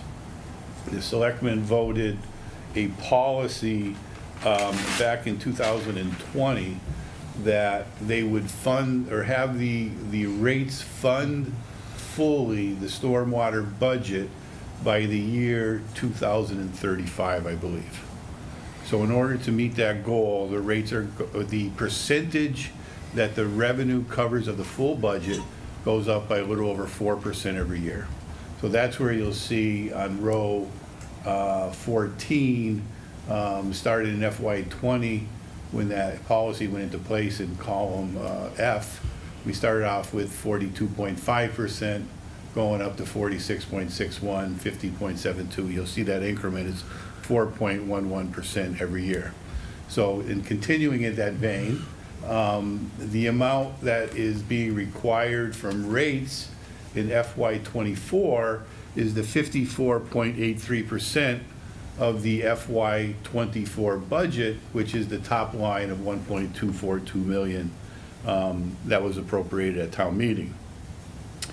That brings us down to the estimated amount of stormwater fees would then be $681,159, and the remaining portion of the balance is funded through taxation as a tax subsidy. Working with Lisa again, because a number of commercial outfits have put in or have done certain wastewater treatment management programs themselves. I shouldn't say wastewater, stormwater treatment management themselves, or they may have reevaluated what the Impenetrable surface. yeah, right, the equivalent residential unit is. The billable units in FY '23 dropped down to a little over, I think they went from 7,725. They dropped down in FY '23. The actual billable units were 7,607 units. So we kind of had to change that denominator. But utilizing the fact that if we have 681,159, dollars in stormwater revenue that needs to be raised based upon the policy and the budget that's already set. We do the mathematical equation, we divide it out by the 7,607. It would come out to an annual cost of one ERU of $91.37, or a monthly ERU of $7.61. You have last year's amounts that are there. You know, they're right next to it in the previous column. 641 was the monthly ERU, and 76.93 was the annual cost of one ERU. Every residential property has an ERU of 1. Only do we get into the areas with commercial properties where the ERUs might be different. So there won't be, you know, a great change. I mean, there's going to be some change to the residents, but you have the exact numbers in front of you, what those would be.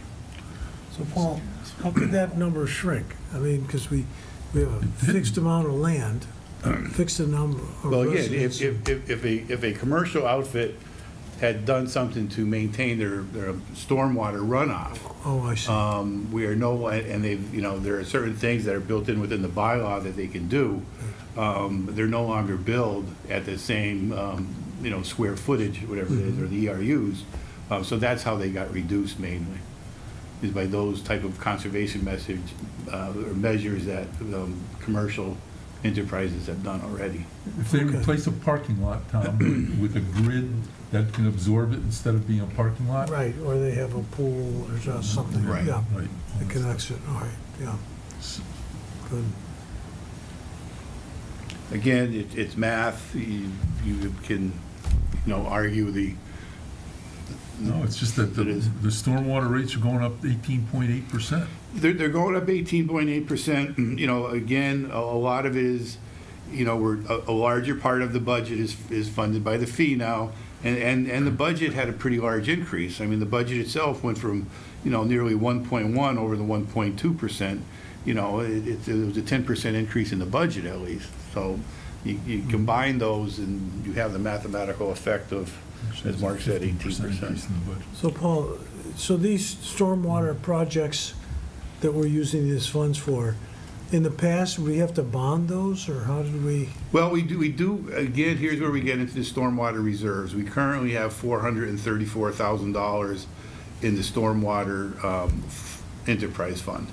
Okay. I would anticipate, I did not do a particular estimate in this particular case, but I would anticipate that there's going to be mainly turnbacks from the budget that would push that over $500,000. But again, you have a series of projects that I imagine the DPW has in line that are going to be replacing stormwater lines. And if you drive around town, you'll also notice that there's a number of stormwater catch basins that need some work before they sink in also. Mhm.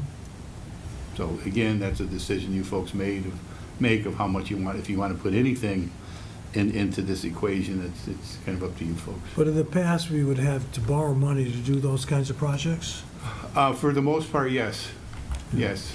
Mm-hmm. I'm trying to think of, there's a, God, I can't think of the last one that you've done, but there were a few in the recent past. And I think when we went out to borrow in May, I believe one of those, when we did the band, I think when I was here in May, one of those projects was a stormwater project that we're borrowing for. I don't remember the exact road.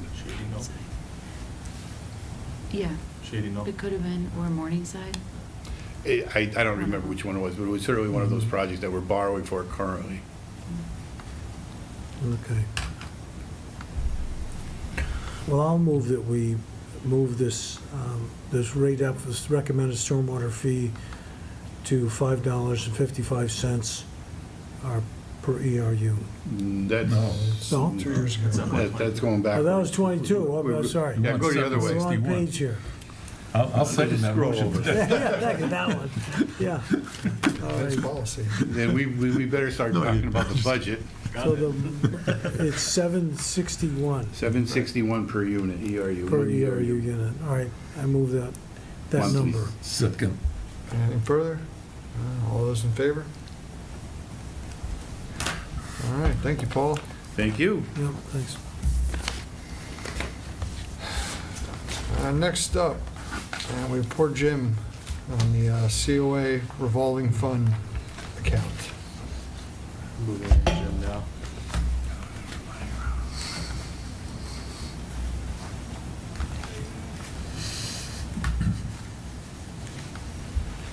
Hey, Jim. Hey, how we doing? Thanks for having me tonight. Thanks for waiting. Appreciate you coming in. Sure. Yeah, absolutely. All right, go ahead.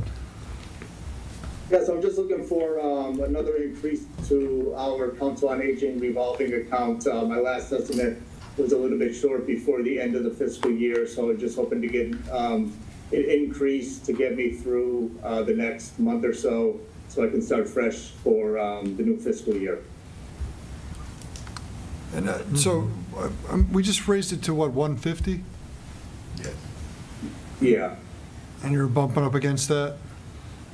Yes. Yeah, I just put 180 up there just to be on the safe side for some year-end bills and things like that, and then I think I'll have a better idea next year of certain spending trends and kind of where that number will be, that I can kind of have it more, a higher amount going forward, and I won't have to hopefully increase it, a couple times throughout the fiscal year again.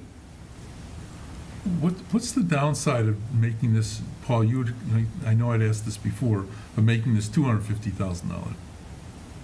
There's no downside. I mean, the reality is they have to take in the revenue to expend it, because it's a revolving fund, so I don't see any downside of raising it to a higher And the reality amount. is they have to expend it when they take it in, so, because it's a Correct, revolving they're fund. taking it in, they're paying off whoever the vendor is coming in doing the programs.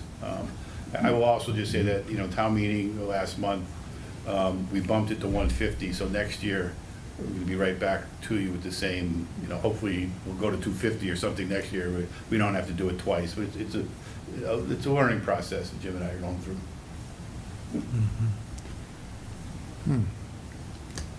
If there's no downside, I'll take a motion for 250. If Paul and Jim are comfortable with it, then that's fine by me. Yeah, I'm not aware of any downside. I'll move that we authorize the Council on Aging revolving fund account to go up to $250,000. I'll second. Anything further? All those in favor? It'll save you at least 1 3-hour meeting. They have to wait there, Jim. I appreciate it. Yeah, thank you. Have a good night. All right, thanks again. All right, next up, we have the MSBA feasibility study agreement. Lynn, you want to explain this one? Yep, we're at another benchmark in the process here. So this is to sign the feasibility study agreement with MSBA. And although we don't believe that we need the select board authorization, there is no harm in getting it. So the request tonight is to have the select board authorize the town manager to sign the feasibility study agreement and associated documents with MSBA. And this is one of the very many steps we need to get funding for a new middle school. Yeah, Or this is- for the study, actually. Yeah, this is one of our bigger steps at the end of this last fiscal year's process that we've been in. And the MSBA actually votes later this month, correct? I believe they already voted, and now we need to sign the agreement. That's why we received it. Oh, I thought Marty's email said there was one more vote. There could be one more vote, but I believe that they already they voted, and that's what triggered authorizing the feasibility study agreement. I could be misunderstanding that. Yes, the June 21st, so we are essentially applying to the MSBA, and they will commit to the agreement on the June 21st meeting. So this is our step, and then MSBA will take the next step. I'll move we authorize the town manager to approve the MSBA feasibility study agreement. I second.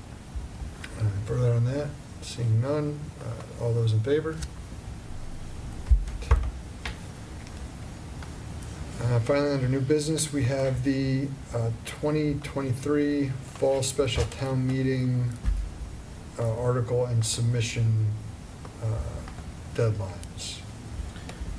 Yes, so typically we'll set the fall town meeting date and location, and then the deadlines will be presented over the summer, but I've received some feedback that last year the deadlines were presented a little bit too late in the process in the summer, so I figured I'd get the deadlines done now. We know the date if we set it for that date, so we might as well put the schedule out so that petitioners or town staff know when they have to be prepared to get their articles in. So on top of setting the fall town meeting date, I also provided the calendar and All schedule. right, yeah, thank you for doing that, Mike. So November 7th is an election day.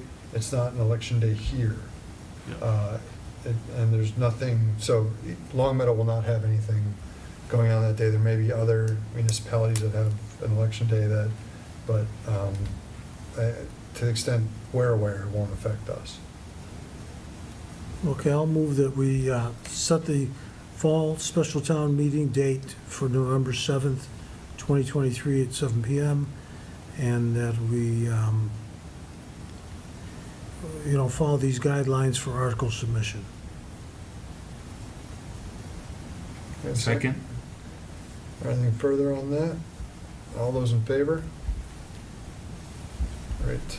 And then anything on correspondence?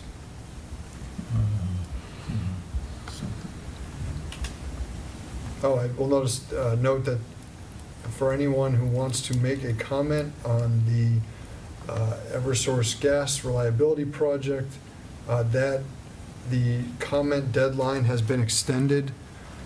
This is I believe this is the MIPA submission, but the comment period has been extended to July 7th, 2023. And there's an email with the MIPA comments portal where you can give your comments, and that is linked to the email that's linked to the agenda. Josh, one of the requests we got, the letters we got, was from the Parks and Rec Committee to put a plaque there, and I believe that they don't have the authority to do that, but we do. It's going to be coming. That's on our next agenda. So we will put that on. Yeah, we just, tonight was obviously a packed one, so we No, that's fine. put it on. All right, anybody else? No? Would I be permitted to speak on that briefly? When it comes up, you can give public comment at the next meeting, unless, Is that where you hung around today? if you stay this long, no. Sure. Go ahead. I'll be brief. I just thought you were a masochist. Just turn the microphone so the folks at home can hear you. Absolutely. Thank you for indulging me. So Matthew Schoen, 294 Ellington Road, although I'm here as I'm currently chair of the audit committee, and obviously since we spoke about that a few hours back. But the reason I wanted to address this briefly is obviously as the audit committee we claim Pete Landon as well. And so I just wanted to support the recommendation for the Parks and Rec folks that some sort of memorial be placed for him. I know he was a strong advocate for the Wolf Swamp Fields. I think it's important that the town recognizes that Pete was a solid contributor along many different fronts for the town for years and years and loved Long Meadow. So to the extent that we can recognize his efforts over time and give something back to him for all the years that he gave us, I would strongly encourage the select board to consider that when it comes up for review. Thank you very much, guys. I Yeah, appreciate it. sorry to make you wait so long. I didn't know. Yeah, It's okay. The agenda is where it is. It's on the agenda where it is. That's So, right. thanks, guys. Okay. All right. I'd like to make a motion to adjourn. Second. Any further? All those in favor? All right. Thank you. Have a good night. And we're posting something this week for all vacancies again.